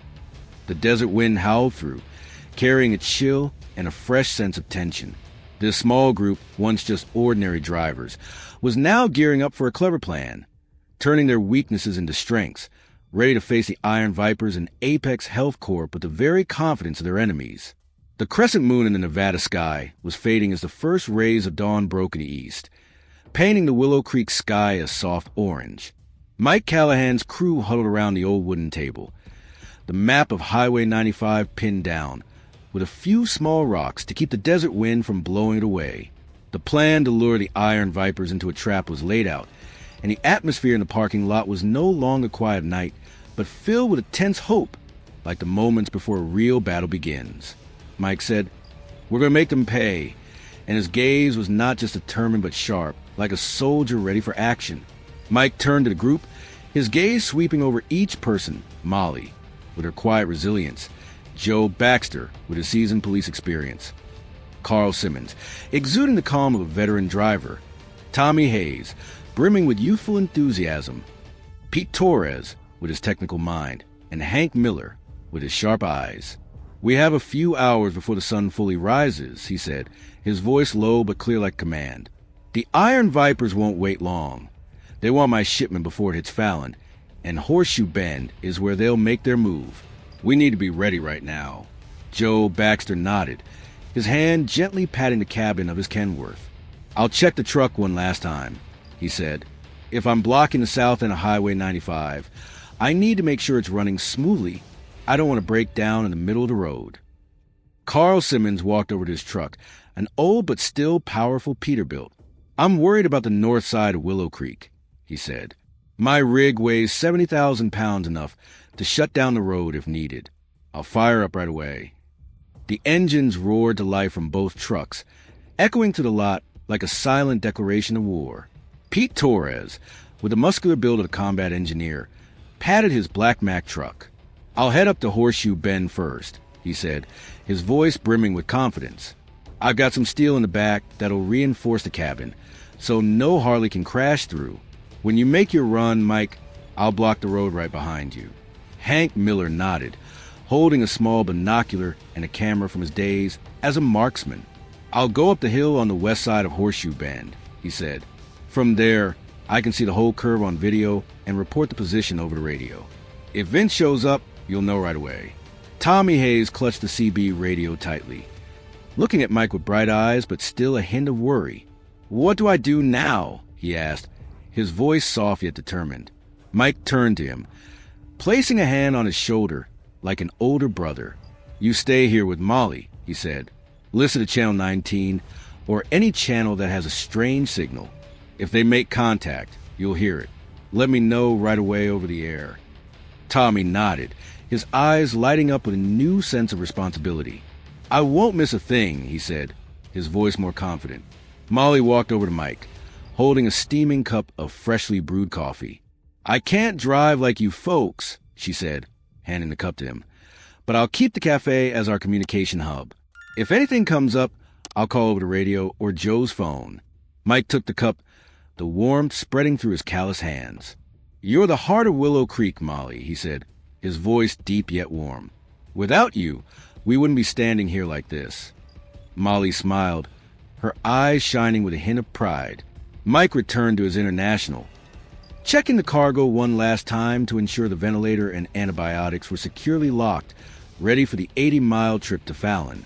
He popped the hood, pretending to inspect the engine, but in reality, he was contemplating how to make the vehicle seem like it had a problem. A slightly flat tire or a strange engine noise would be enough to make the Iron Vipers think he was an easy target. He recalled the tactics used in Iraq. Feigning weakness to lure the enemy in, then locking them down with surprise. They won't see it coming, he muttered, slamming the hood shut with sharp thud. Joe stepped closer, wiping the sweat from his brow, even though it was still chilly. Are you sure, Mike? He asked.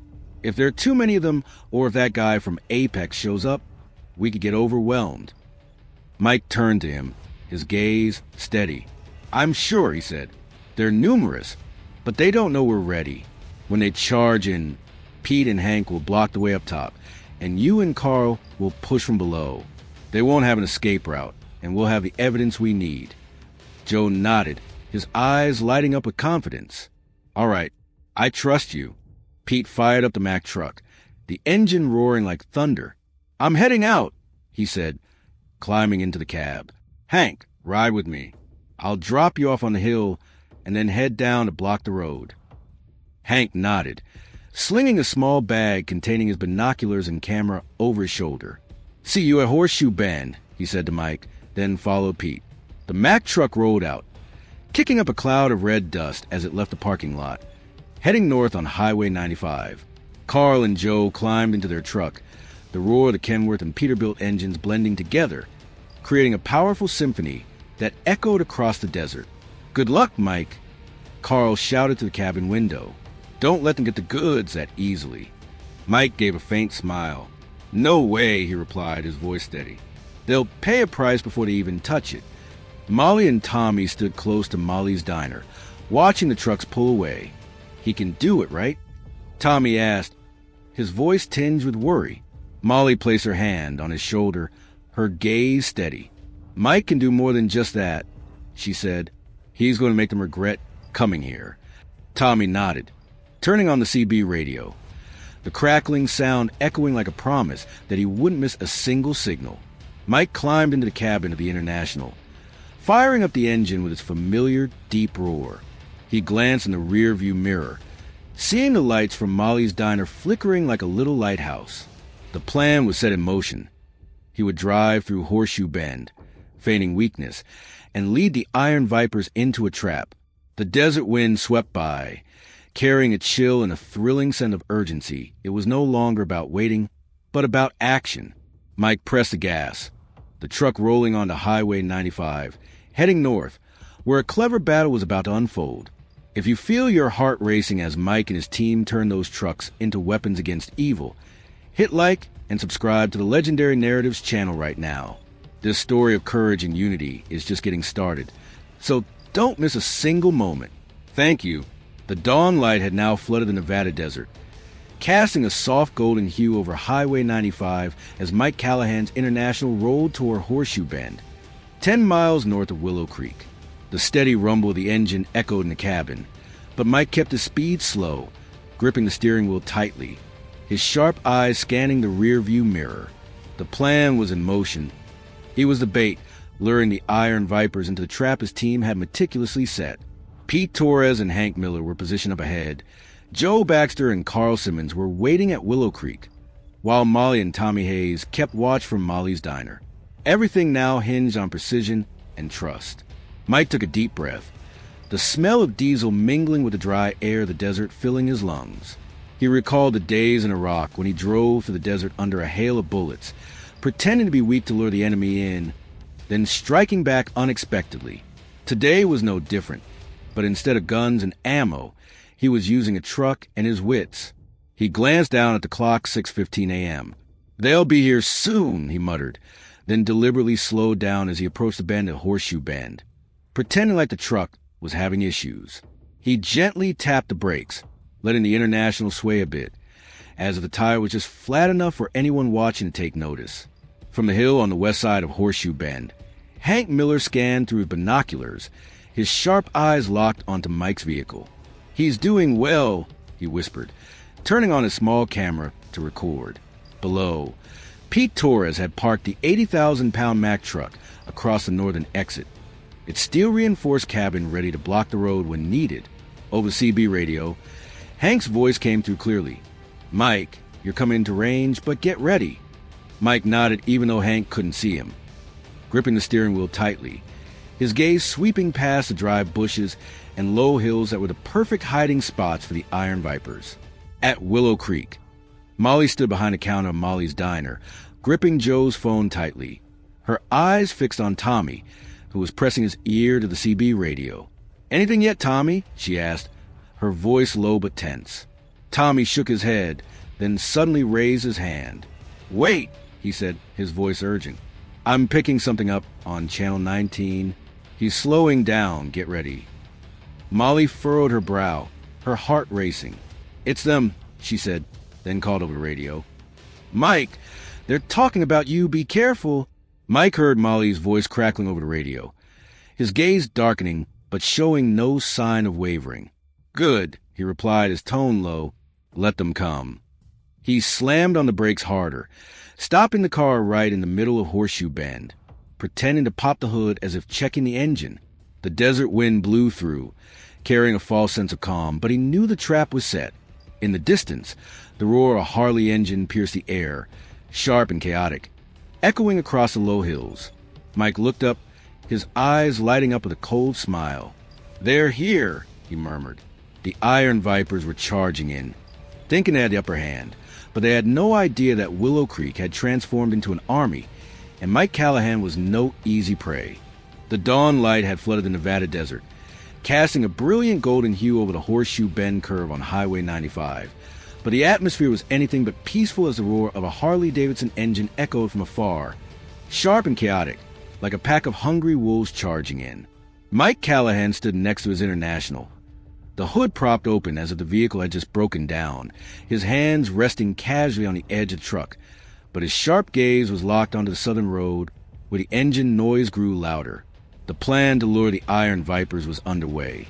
And now was the moment to test not only his wits, but also the trust of the entire team back in Willow Creek, from the western hill of Horseshoe Bend. Hank Miller scanned the area through his binoculars, his eyes once trained as a sniper in Iraq, now fixed on the figures emerging in the distance. "Mike, they're coming," he said over the CB radio, his voice low but urgent. 12 guys, Vince is leading.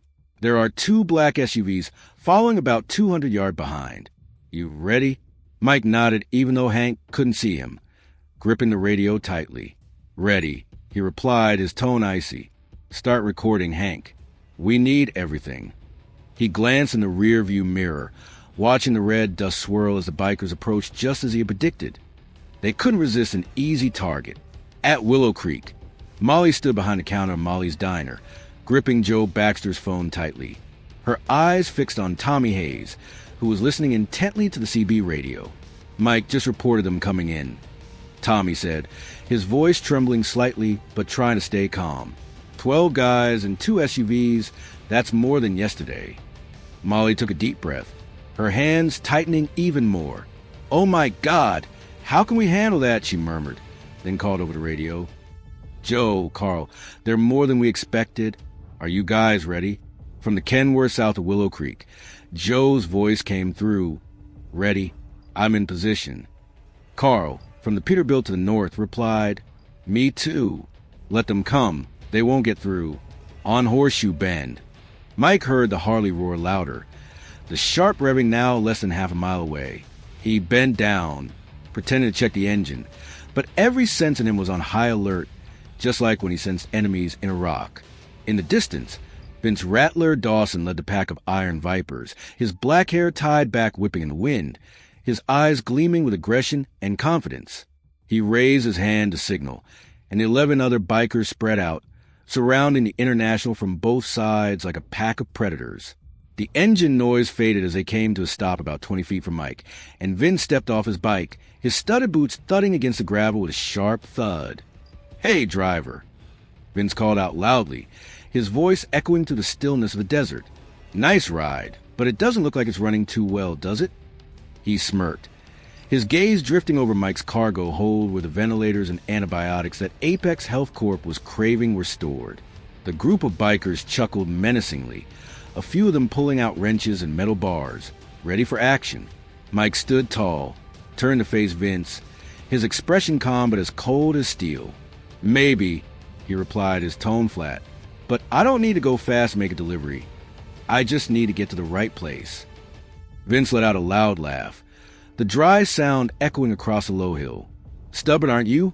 he said, taking a few more steps closer, the distance now just 10 feet. "You embarrassed me yesterday. Today, I'm taking both your ride and your goods, and maybe even your life." He gestured, and the group of bikers began to advance, the crunch of gravel underfoot mingling with the clatter of metal. But Mike didn't budge. He knew Hank was filming from the hill, and Pete Torres was ready with the Mack truck to the north. "Go ahead and try," he said, his voice low but defiant. "But don't say I didn't warn you." From the hill, Hank whispered over the radio, "Mike, they're coming in. 2 SUVs are getting closer, and I see the guy in the suit in the second vehicle." Mike nodded, his hand lightly brushing against the walkie-talkie in his jacket pocket. "Good," he replied. "Pete, get ready." 100 yards to the north, Pete sat in the cabin of the Mack truck, gripping the steering wheel tightly, his eyes lighting up at the command. "All right," he said, revving the engine with a roar that rumbled like thunder. The roar of the Harley echoed once more as the Iron Vipers charged in, a few of them jumping off their bikes, iron rods raised high, aimed at Mike. But he didn't flinch. He stepped back a few paces, letting them close in, his gaze locked onto Vince, as if he were inviting him in. The blonde guy from yesterday, his hand now bandaged, shouted, "Take him out," and lunged forward with a punch, but Mike leaned to the side, grabbed the guy's wrist, and twisted hard, sending him crashing to the ground, groaning just like yesterday, but this time quicker, more decisive. Suddenly, the heavy roar of an engine erupted from the north as Pete's Mack truck rolled forward, kicking up a cloud of red dust as it barreled down, blocking the exit of Horseshoe Bend with a staggering 80,000 pounds of force. The group of bikers froze, their eyes wide with panic, as they glanced back.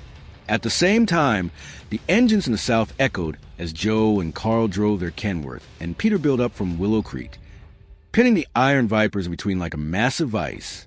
Dust swirled thickly, the sound of metal clashing mingling with the screams of the bikers as they realized they had walked right into a trap. Vince turned around, his eyes wide with anger and surprise. "What the hell are you up to?" he yelled, pulling out a short knife. Mike stood his ground, his gaze unwavering. "This isn't a game," he said, his voice cold. "This is the price you pay for targeting Willow Creek." In the distance, 2 black SUVs came to a halt, their doors swinging open, and a guy in a suit stepped out, a living testament to Hank coming back from a hill.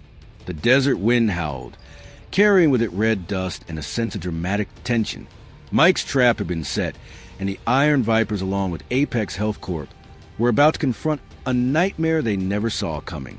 Red dust swirled chaotically around a bend of Horseshoe Bend, mingling with the roaring engines of Pete Torres' Mack truck and the 2 Kenworths, Peterbilt belonging to Joe Baxter and Carl Simmons, forming a steel wall that surrounded the Iron Vipers from both sides.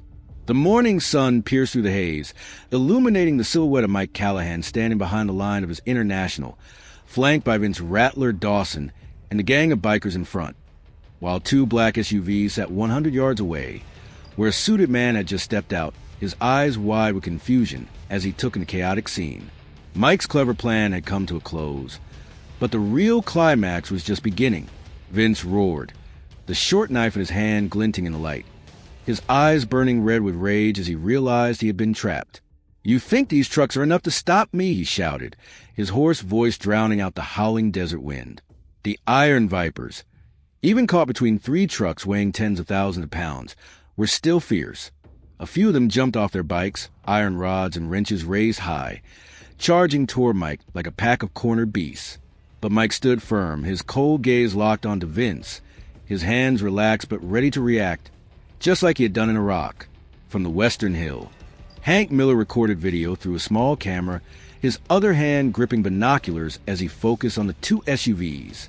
"Mike, the guy in the suit is on the phone with someone," he reported over CB radio, his voice urgent. The second SUV just opened its door, and 2 more guys got out. One of them is armed with a handgun. Mike nodded, his hand lightly brushing the walkie-talkie in his jacket pocket. "Get it all, Hank," he replied. "We need their faces and Vince's too." He glanced in the rear-view mirror, seeing Pete's Mack truck standing strong like a mountain to the north, while the sound of Joe and Carl's engine grew closer from the south. The trap was set perfectly, but now it was time for a face-to-face confrontation. Vince lunged forward, the knife in his hand aimed straight at Mike's chest with a lightning-fast stab. But Mike was ready. He leaned to the left, his right hand grabbing Vince's wrist and twisting it hard, just like he learned in the Army. The knife clattered the gravel with a sharp clang, and Vince went down, his face hitting the ground, blood streaming from his nose. "You're dead for sure," Vince roared, trying to get back up, but Mike stomped his foot on Vince's back, holding him down firmly. "Not a chance," he said, his voice cold. "You picked the wrong guy to mess with." The Iron Vipers shouted loudly, rushing in to support Vince, but the roar of engines in the south thundered like a storm. Joe and Carl drove forward, clouds of red dust swirling as the 2 70,000-pound trucks barreled in, just feet away from a group of bikers. "Stay put," Joe yelled to the cabin window, holding up a massive wrench like a weapon.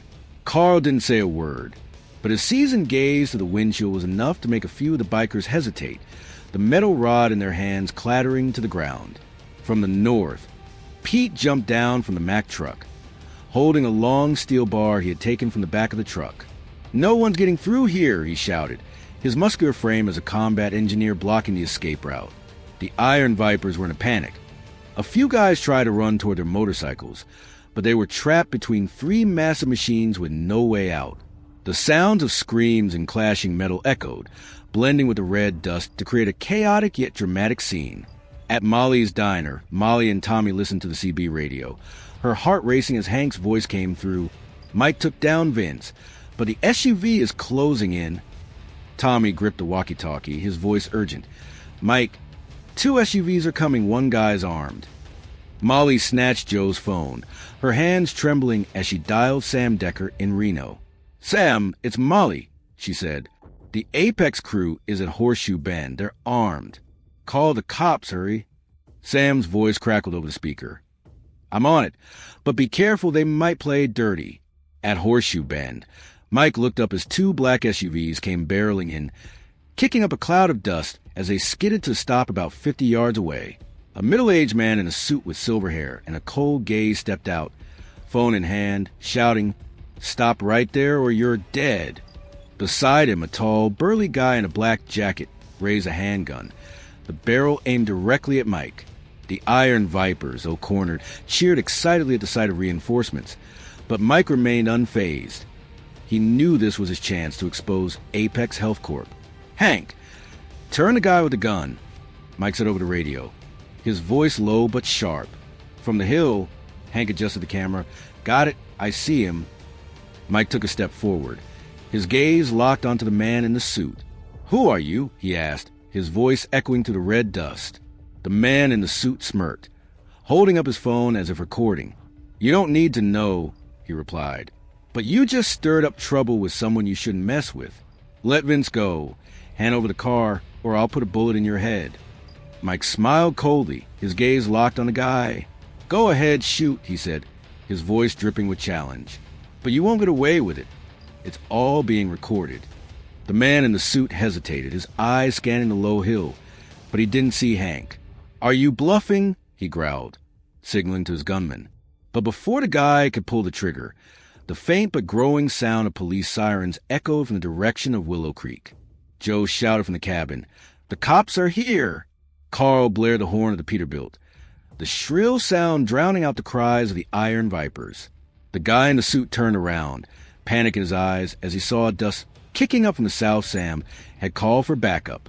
"Fall back!" he yelled, sprinting toward the SUV. But Mike stepped up, his voice booming like thunder. "You're not getting away. Apex is exposed." The red dust swirled thickly in the air. The SUV's engine roared as they tried to push through, but Joe and Carl's vehicle had blocked the southern route, while Pete stood firm to the north. Vince, lying at Mike's feet, growled in frustration. "You're gonna regret this." But Mike just looked down, his gaze icy. "No, you're the one who's gonna regret it." The breathless climax reached its peak as the trap closed, and Apex along with the Iron Vipers were collapsing right before their eyes. The red dust of the Horseshoe Bend curve began to settle as the sound of police sirens from Willow Creek grew louder, echoing to the Nevada desert under the brilliant dawn light. Mike Callahan's International stood tall on the battlefield, surrounded by the Iron Vipers, who were trapped tight between three massive trucks. Pete Torres's Mack truck to the north, Joe Baxter's Kenworth, and Carl Simmons's Peterbilt to the south. Vince Rattler Dawson lay at Mike's feet, blood streaming from his nose, his eyes bloodshot yet helpless, while two black SUVs from Apex Health Corp spun around and sped away, kicking up a cloud of dust as they tried to escape the scene. The breathless climax had reached its peak, but now it was time for everything to settle, and the victory of Willow Creek began to come into focus. Mike stood tall, his foot still pressed on Vince's back, his gaze sweeping over the panicked bikers. A few of them tried to scramble back to their motorcycles, but Pete stepped forward, the steel bar in his hand raised high, his voice booming. "Stay put, or you'll get run over." The Iron Vipers froze, their eyes darting between Pete and Joe and Carl, who were still sitting in the cabin, hands gripping the steering wheel, ready to hit the gas if needed. The roar of the Harley engines had faded to a weak whimper, drowned out by the sound of police sirens growing closer, less than 5 miles away, coming from the direction of Willow Creek. From the hill to the west, Hank Miller lowered his binoculars, his hand gripping the small camera that had just captured the entire scene from Vince's swing to the suited guy with a gun and the SUV's escape. "Mike, I got it all," he said over the CB radio, his voice deep yet excited. "The suited guy, Vince, I got clear shots of every single one of them. Laura Kane is going to love this." Mike nodded, pulling out the walkie-talkie. "Great job, Hank," he replied. "Get down here. We need to hold him until the cops arrive." Mike bent down to look at Vince, the Iron Vipers leader now just a shadow of defeat, struggling to breathe through the dust and blood. "You think you won?"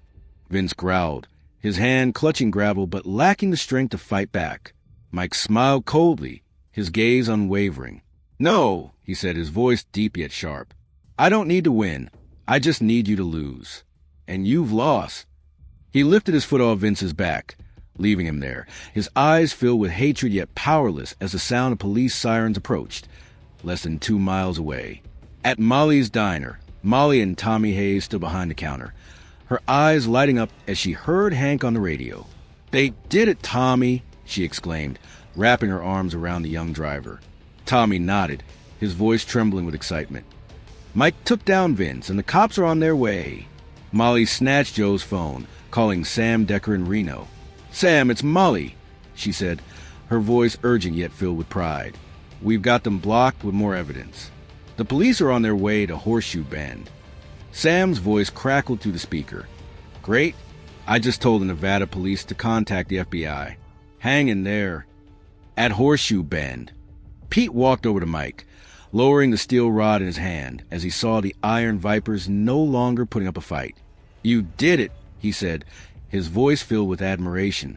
"Just like in Afghanistan, letting them charge in and then locking them down." Mike nodded, his gaze drifting over the 2 SUVs that had disappeared into the distance. "It's not over yet," he replied. "Apex still got away, but not for long." Joe and Carl jumped down from the cabin, dust covering their clothes, but their eyes sparkled with victory. "You're one crazy guy," Joe laughed, slapping Mike on the back. "But nobody saw this trap coming." Carl nodded, his seasoned eyes scanning the bikers. "They're out of options now." Hank ran down the hill, camera in hand, breathless but with a beaming smile. "This is it," he said, handing the device to Mike. "The guy in the suit, Vince, has enough firepower to kick off a major case for Lorraine." Mike took the camera, his eyes lighting up as he looked at the screen, showing a clear shot of the suited man, panic in his eyes as he ordered a retreat. "Good," he said. "This is exactly what we need, not just to hold our ground, but to take down Apex." The sound of police sirens was only a few hundred yards away, and 3 patrol cars sped in from the south, their red and blue lights cutting through the dusty air. Officers jumped out, guns raised high, shouting, "Everyone put your hands up! Stay still." The Iron Vipers, now just shadows of their former selves, slowly raised their hands. With a few guys kneeling in the gravel, heads bowed low, Vince struggled to stand, but an officer rushed in, cuffing him with a sharp click. "You'll pay for this." Vince shouted one last time, but Mike just looked at him, his gaze icy. "No, you've already paid." A police officer approached Mike, his gaze suspicious yet respectful. "Who are you?" he asked. "Mike Callahan," he replied, his voice steady. "We're protecting the medical supplies and stopping these thieves. There's evidence on the camera." He handed the device to the officer, his eyes unwavering. "Send it to FBI Lorraine. She'll know what to do." The officer nodded, taking the camera with care. "All right, we'll take it from here."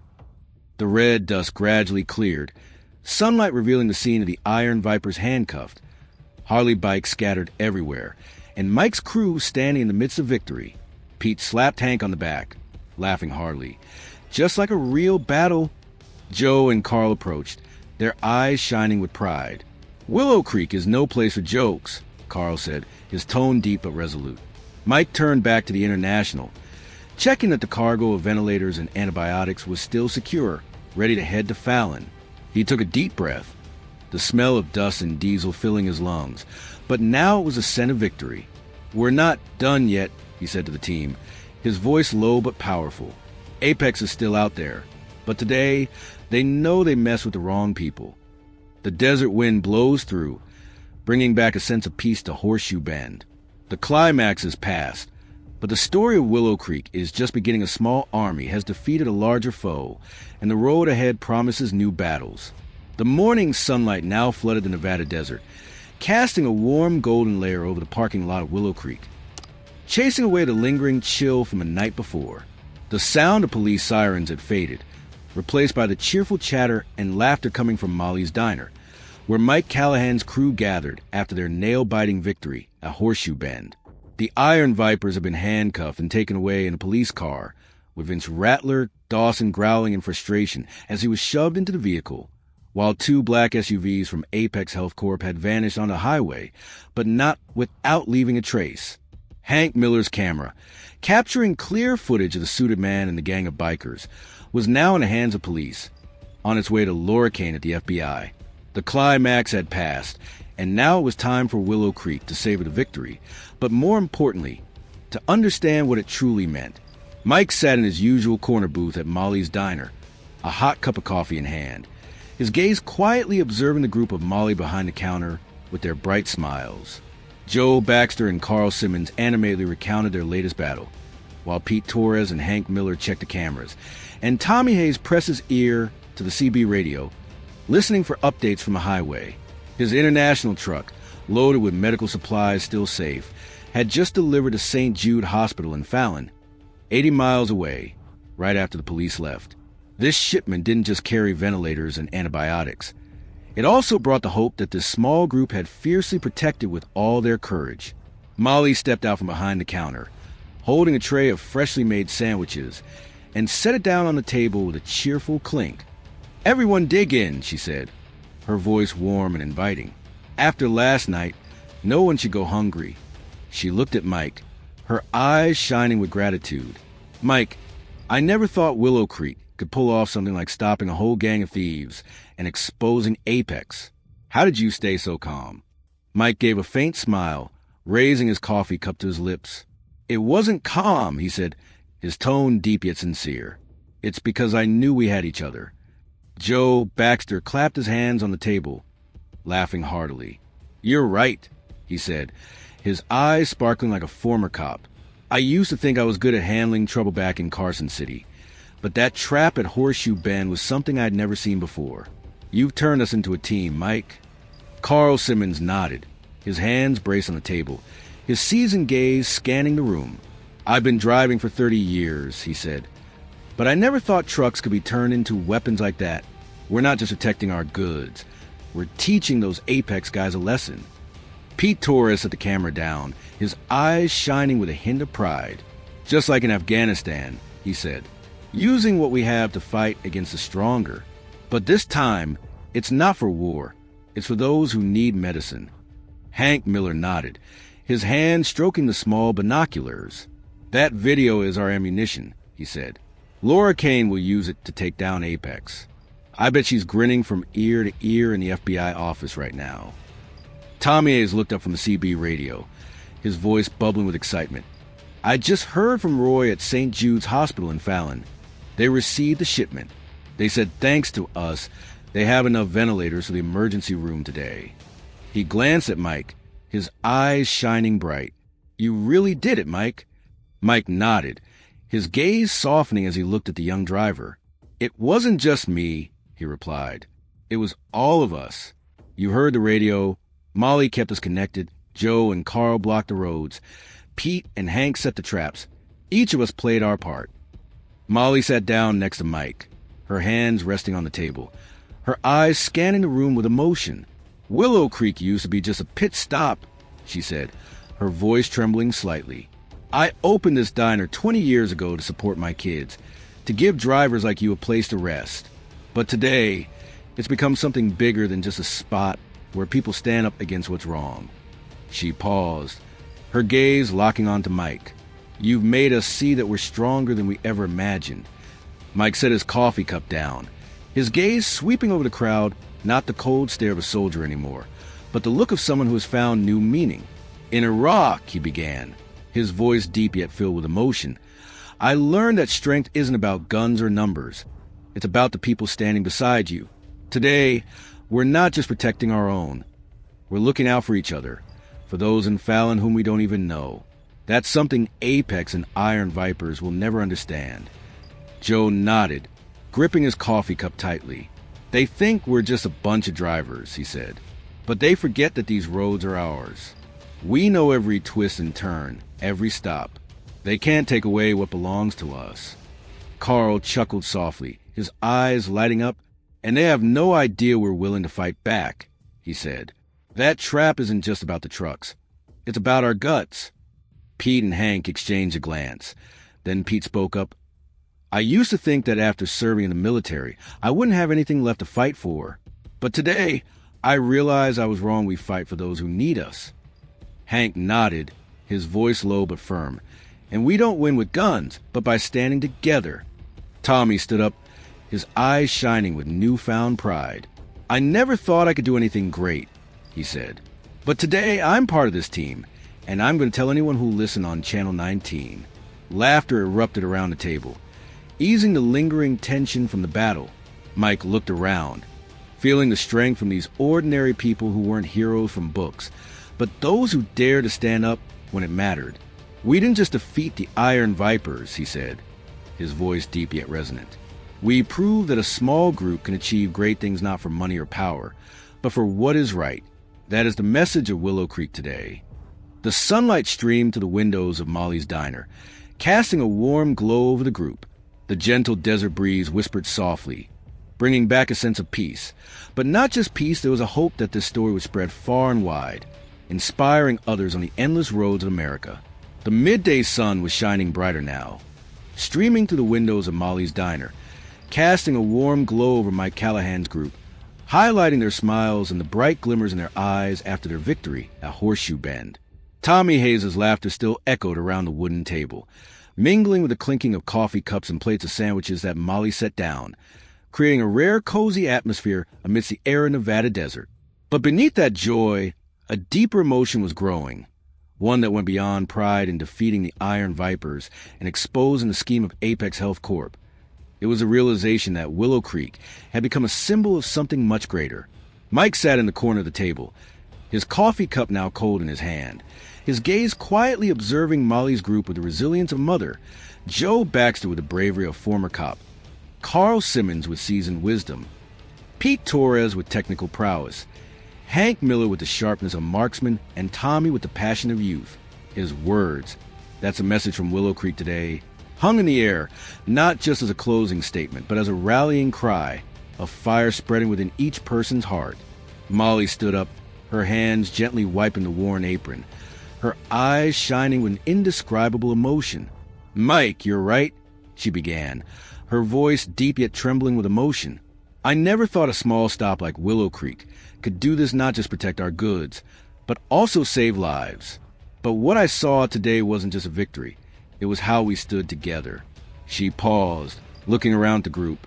We may not be rich, we may not be as strong as Apex, but we have heart, and that's something they can never buy.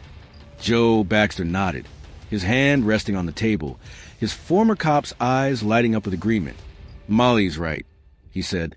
I've seen so many cases in Carson City where the criminals always think money and power are everything. But today, we're proving that a group of drivers, a diner owner, and a few old trucks can do what their whole system fails to do: protect the innocent. He let out a hearty laugh, patting Carl on the shoulder. Did you see Vince's face when he got cuffed? Like a dog backed into a corner. Carl Simmons chuckled softly, his seasoned gaze sweeping over the group. I've been driving for 30 years, he said, his voice deep yet heavy with meaning. From Texas to California, and I never thought I'd be using a truck to take on a bunch of thieves. But today, I realize these roads aren't just where we work. They're where we live. We won't let anyone take that away from us. He paused, looking at Mike. You remind me of my younger days when I believed I could change something. Pete Torres placed his hand on the camera that Hank had just handed him, his eyes shining with pride. In Afghanistan, he said, I used to think fighting was for the country, but today, I see it's also for the people who need ventilators in Fallon, those small hospitals that Apex wants to choke out for profit. We're not just winning a battle, we're giving them hope. Hank nodded, his hand stroking the small binoculars. That video isn't just evidence, he said. It's the story of how a small group dared to stand up. Tommy Hayes jumped up, gripping the CB radio tightly, his eyes shining like flames. I'm going to tell it all, he exclaimed, his voice buzzing with excitement. On Channel 19, Channel 9, any channel where drivers can hear. Roy in Fallon, Pete in Vegas, Hank in Tonopah, they need to know this, that we're not just drivers, we're protectors. He looked at Mike, his gaze filled with admiration. You taught me that, Mike, that anyone could do something great. Mike set his coffee cup down, his gaze sweeping over each person, feeling the power in those words, not the power of weapons or money, but of trust and unity. "I'm not here to teach anything," he said, his voice deep yet filled with emotion. "You all will find it within yourselves. In Iraq, I learned that an individual can't win a big battle, but a team can. Today, we're not just defending Willow Creek. We're showing all of America that ordinary people, when standing together, can overcome anything." Molly took a deep breath, her eyes shining with tears that wouldn't fall. "You know, Mike," she said, her voice trembling, "I used to think of myself as just an old lady who baked bread and brewed coffee. But today, I see myself as part of something bigger, a team, a family. We won't let Apex take anyone's life, and that's something I'll tell my grandchildren." She smiled, her gaze locked onto Mike. "You make us believe in ourselves."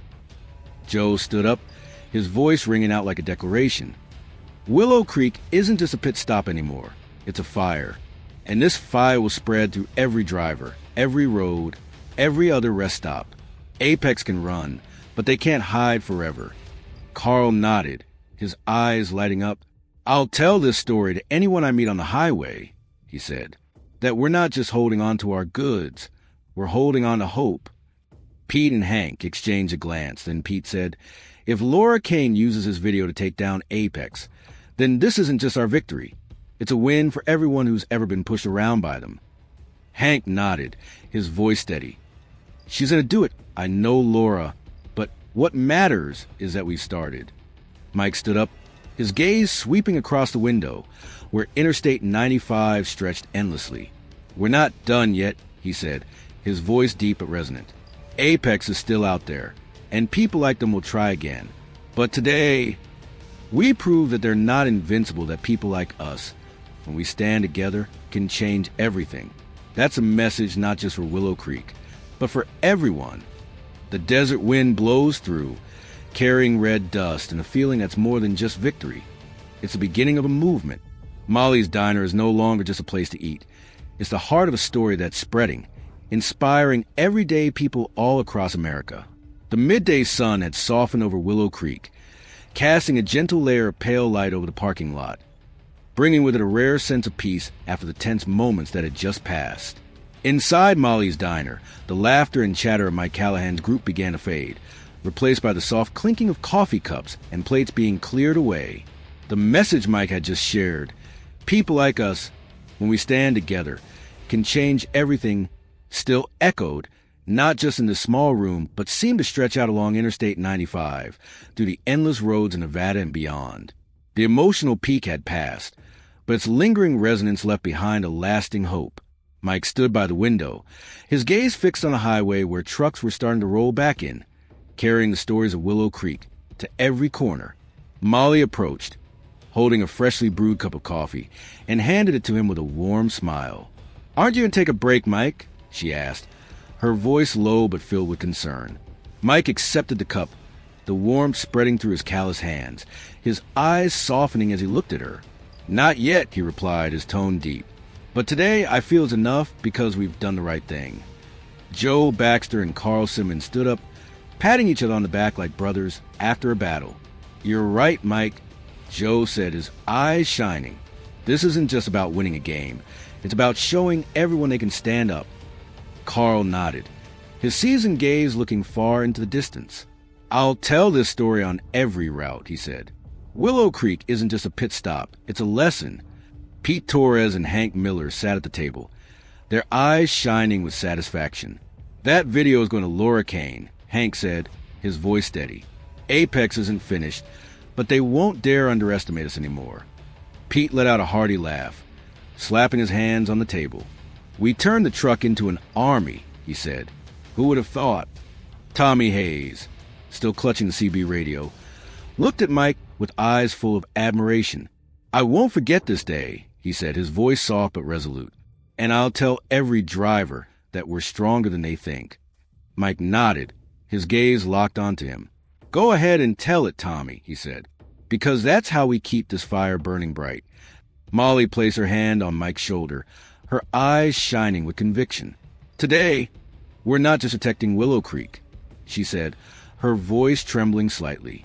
"We're showing everyone that you don't need money or power, just courage and the people by your side. That's the message I want my grandchildren to remember." She smiled, her gaze drifting out toward the highway, and I believe will spread far and wide. Mike turned back to the group, then gazed at the endless highway stretching out before them. "We've started something," he said, his voice deep yet resonant. "Apex might come back, but now they know we're not alone. Willow Creek is proof that ordinary people can do extraordinary things when they stand together." The desert wind blows through, carrying red dust and a sense of peace. But more than that, it brings the hope that the story will go on, inspiring the long roads ahead. The midday sun had softened over Willow Creek, leaving a layer of pale golden light draped across the parking lot, where the trucks of Mike Callahan, Joe Baxter, Carl Simmons, Pete Torres, and Hank Miller stood silently like soldiers after a battle. Inside Molly's diner, the air still buzzed with warmth from the inspiring words of the group's message that ordinary people, when standing together, can achieve the extraordinary, igniting a fire in each heart. But as the desert breeze gently swept through, carried with it red dust and a return to tranquility, a new question arose. The victory of Horseshoe Bend was not just a story. It was the beginning of a legacy that would endure. Mike stood outside the parking lot, holding a cold cup of coffee for Molly, his gaze fixed on the endless stretch of Interstate 95. His international truck, having safely delivered supplies to St. Jude Hospital in Fallon 80 miles away, was now more than just a vehicle. It was a symbol of the courage this small group had shown. He took a deep breath, the smell of diesel and desert dust filling his lungs, bringing with it a rare sense of satisfaction, not from defeating the Iron Vipers or exposing Apex Health Corp's scheme, but for something bigger. Willow Creek had changed, and he knew it would never be the same again. Molly stepped out of the shop, wiping her hands on her worn apron, her eyes lighting up as she saw Mike. "What are you doing standing here?" she asked, her voice deep yet warm. Mike turned, giving a slight smile. "Just thinking," he replied, his gaze drifting over the parking lot. "Yesterday, this place was just a stop. Today, it feels like something different, something I've never seen in Iraq or anywhere else." Molly nodded, her eyes following his gaze. "I feel that way too," she said, "as if we didn't just win a battle, but left a mark on something." Joe Baxter and Carl Simmons stepped out of the diner, their hands clutching steaming cups of freshly brewed coffee, their eyes alight with the lingering pride from the battle they had just fought. "You were right, Mike," Joe said, his voice resonating like someone who had just discovered a new purpose. "I used to think being a cop was the only way to make a difference, but today, I see I was wrong. Willow Creek is now a story, and I bet it's going to spread far and wide." Carl nodded, his seasoned gaze fixed on the highway. "I've driven all over America," he said, "from New York to L.A., but I've never seen a small group accomplish something like this. We're not just holding our ground. We're changing the way people view drivers." Pete Torres and Hank Miller follow behind, Pete clapping Hank on the shoulder with a big smile. "That video is on its way to Laura Kane," Hank said, his voice deep but steady. "The FBI is going to have a busy day with Apex, but what I'm proud of isn't just the evidence. It's how we got it." Pete nodded, his eyes lighting up. "Just like in Afghanistan," he said, "but this time, no guns, just trucks and guts. I'm going to tell this story to anyone I meet along the way." Tommy Hayes burst out of the diner, clutching his CB radio tightly, his eyes shining bright like flames. "Mike, I just talked to Roy and Fallon on Channel 19, he exclaimed, his voice bubbling with excitement. "He said the hospital is calling us the rescue team, and the other drivers on the Reno-Fallon route want to know what's going on. They want to meet you." Mike chuckled softly, his gaze softening as he looked at the young driver. "Not just me, Tommy," he said. "It's all of us. Go ahead and tell them what Willow Creek has been up to." Molly crossed her arms, her gaze sweeping over the group with undeniable pride. "I just called my daughter in Vegas," she said, her voice trembling slightly. "I told her everything from the moment the Iron Vipers showed up to when the police cuffed them. She told me she's never been prouder of me. And I told her this isn't just about me, but about the whole team." She paused, looking at Mike. "You've made us a family, Mike, and this family isn't going anywhere." Mike set his coffee cup down on a nearby wooden crate, his eyes lighting up with indescribable emotion. "In Iraq," he began, his voice deep yet powerful, "I used to think victory was just surviving another day. But today, I see that victory is about leaving something behind, legacy. Willow Creek isn't just a battle. It's proof that ordinary people can do extraordinary things when they believe in each other." He paused, his gaze drifting over the highway. "And I bet it won't stop here." Joe nodded, gripping his coffee cup tightly. "You're right," he said. "I just called a friend at the Nevada Police Department, and they told me the news about Horseshoe Bend is spreading. The truckers in Tonopah have heard about it over the CB radio, and they want to know how to protect their routes. We've sparked a fire, Mike." Carl chuckled softly, his eyes lighting up. "I used to think I was too old, just driving to get by," he said. "But now I see I still have work to do telling this story, to let the young guys just starting out know that they're not just hauling freight, but carrying hope." Pete chimed in, his voice filled with excitement. "And if Apex dares to come back, they'll see that not just Willow Creek, but a whole network of drivers is ready to stand up." Hank nodded, his gaze distant.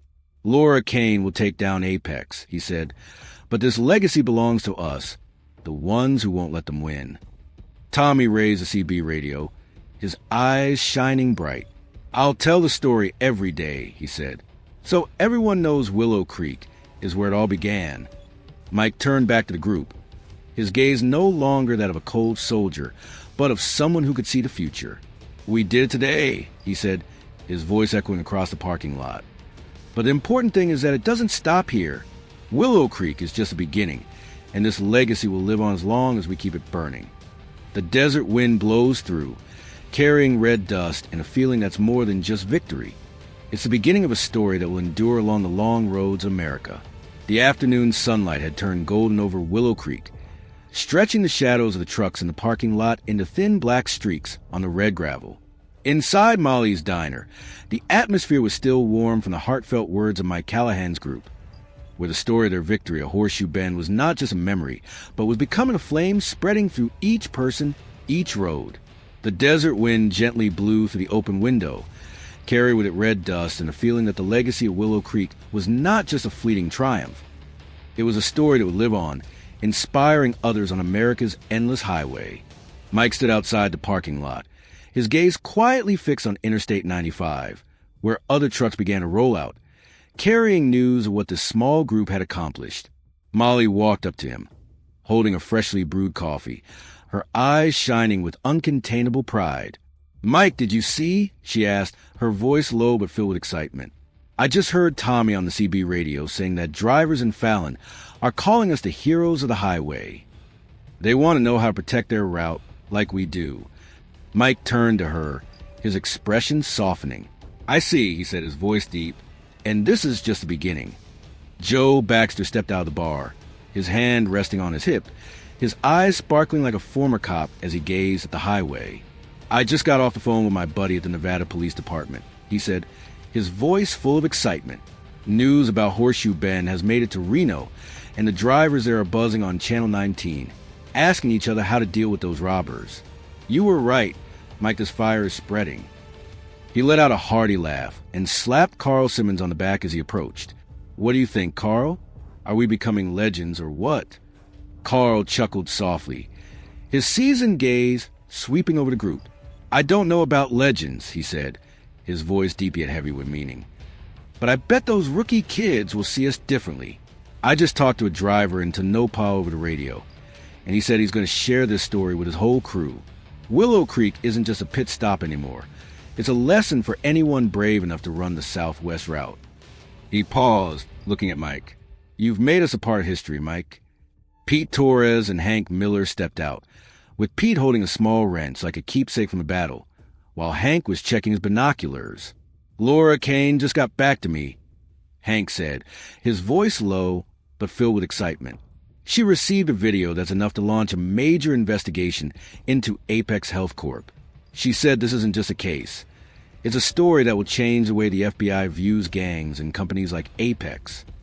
Pete nodded, his eyes lighting up. "I used to think that after Afghanistan, I had nothing left," he said. But now I see this legacy isn't just ours. It belongs to every driver on the road. Tommy Hayes ran out, holding the CB radio high like a trophy, his eyes shining bright. "Mike, listen to this," he shouted, turning on the speaker. A stranger's voice crackled through the airwaves. "This is Big Jim from Vegas. I heard about what you did at Willow Creek on Channel 19. Are you guys really blocking the Iron Vipers? Teach me how." Tommy burst into laughter, glancing at Mike. "They want to learn, Mike. They want to do what we do." Mike nodded, his eyes lighting up with newfound belief. "Then teach them, Tommy," he said. "Tell them everything so they know the power isn't in the vehicle, but in the driver." Molly set the coffee pot down on a nearby wooden crate, her eyes scanning the group with deep emotion. "I was just thinking," she said, her voice trembling slightly. "After 20 years of running this place, all I wanted was to raise my kids and give drivers like you a place to rest. But now, I see Willow Creek as a beacon not just for Nevada, but for all of America. We're showing them that you don't need to be rich or powerful. Just stand together." She paused, looking at Mike. "You've made us a light, Mike." Mike turned back, his gaze locked onto the group, his voice deep but resonant like a vow. "It's not just me," he said. "It's all of us. In Iraq, I saw a team survive not because of their weapons, but because they believed in each other. Today, we're not just going to defeat Apex and Iron Vipers. We're leaving behind a legacy that ordinary people, when they stand together, can change the whole world." He pointed out toward the highway. "Every driver who hears this, every rest stop that follows our lead, that's how Willow Creek will live on." Joe nodded, his eyes shining with determination. "I'll call every contact I have," he said, "from Carson City to Reno, so they know Willow Creek isn't just a story, it's a way of life. We've sparked the fire. Now it's time to let it blaze." Carl chimed in, his voice steady. "I'll spread the word on every route from Fallon to Vegas. Those kids need to understand that the drivers aren't just hauling freight. They're protecting lives." Pete clapped Hank on the shoulder, his eyes shining bright. "If Laura takes down Apex," he said, "it's because of us, but this legacy belongs to everyone on the highway." Hank nodded, his gaze distant. "It doesn't stop here," he said. "Every driver who hears this will carry it further, just like I carried the memories from Iraq." Tommy raised the CB radio, his voice ringing out like a promise. "I'll tell the story every day on every channel, so they know Willow Creek is where it all began and will never end." He looked at Mike, his eyes filled with admiration. "You make me believe I can change something, Mike." Mike stepped closer to the group, his gaze sweeping over each person before drifting to the long stretch of highway. "We're not just changing today," he said, his voice deep yet powerful. "We're changing tomorrow for every driver, every rest stop, everyone who needs us. Apex may run, but this legacy will chase them down and it will win." He paused, his eyes lighting up like a flame. "Willow Creek is the beginning, and it will live on because we've given it wings." The desert wind blows through, carrying red dust and an endless feeling of heritage. Willow Creek is not just a story. It's a flame that's burning, ready to spread through every road of America. The sunset had draped Willow Creek in a brilliant orange glow, casting a warm hue over the trucks in the parking lot and stretching long shadows across Molly's Diner, where Mike Callahan's crew still gathered after an emotionally charged day. The gentle desert breeze swept through, carrying with it red dust and a sense of peace that was more than just the calm after the victory at Horseshoe Bend. It was a belief that their legacy had been ignited and would never fade. Mike's words, "Willow Creek is just beginning and will live on forever," linger like a smoldering fire, leaving profound echo in the hearts of each person present. Mike stood outside the parking lot, his gaze fixed on the fading Interstate 95 in the twilight, where other trucks continued their journey, carrying the story of Willow Creek to every corner of Nevada and beyond. Molly approached, holding the last sandwich, and handed it to him with a warm smile. "Aren't you coming in to eat with everyone?" she asked, her voice deep yet gentle. Mike took the sandwich, his eyes lighting up as he looked at her. "In a bit," he replied. "I just want to stand here and soak in what we've done." Joe Baxter and Carl Simmons stood by the bar's door, their eyes quietly gazing at the highway. pride still shining through their inspiring words. "You're right, Mike," Joe said, his voice deep but firm. "This fire won't stop. I'll make sure every driver I meet knows we've changed the game." Carl nodded, his seasoned gaze lighting up. 30 years on the road," he said. "And now I have the most significant story to tell. Willow Creek will live on through every shipment." Pete Torres and Hank Miller stepped out, Pete clapping Hank on the shoulder with a big smile. "Laura Kane is going to take down Apex," Hank said, his voice low but filled with confidence. "But this legacy is bigger than the FBI. It belongs to us, to everyone on the highway." Pete nodded, his gaze shifting to Mike. "You showed me I can still make my mark," he said. "No need for guns, just guts." Tommy Hayes stood by the CB radio in the diner, his eyes shining bright as he looked out the window. "I just reported it on Channel 19. He called out excitedly. The drivers in Reno heard everything, and they said they'll keep an eye on the road, not letting Apex win again." Mike chuckled softly, his gaze locked onto Tommy. "Good job, Tommy," he said. "Keep that fire burning. It's how we stay alive." Molly placed her hand on Mike's shoulder, her eyes shining with hope. "Willow Creek isn't just a pit stop," she said, her voice trembling slightly. "It's a beacon, and I believe it will guide others, just like we did today." She smiled, her gaze drifting down the highway. "This legacy belongs to all of us." Mike turned back to the group, then gazed out at the highway now bathed in the glow of the sunset. "We've embarked on something immortal," he said, his voice deep yet resonant. "Willow Creek will live on not just in the story, but in the hearts of those who dare to stand up. That's our legacy." The desert wind blows through, carrying red dust and a sense of eternity. Willow Creek is not just a victory. It is a flame that will forever burn along the long roads of America. Thank you for joining us on this inspiring journey of Mike Callahan and the Willow Creek team on the legendary Narratives channel. From the trucks on Highway 95 to their unyielding spirit of unity, they have shown that ordinary people can achieve extraordinary things when they stand together. If your heart resonates with that courage and strength, please hit like and subscribe to the channel so you won't miss the next amazing stories. We truly appreciate your support. You are the flame that keeps these legends alive. Once again, hello and thank you all for watching. We'll see you in the next video. Stay tough, stay proud, and see you soon.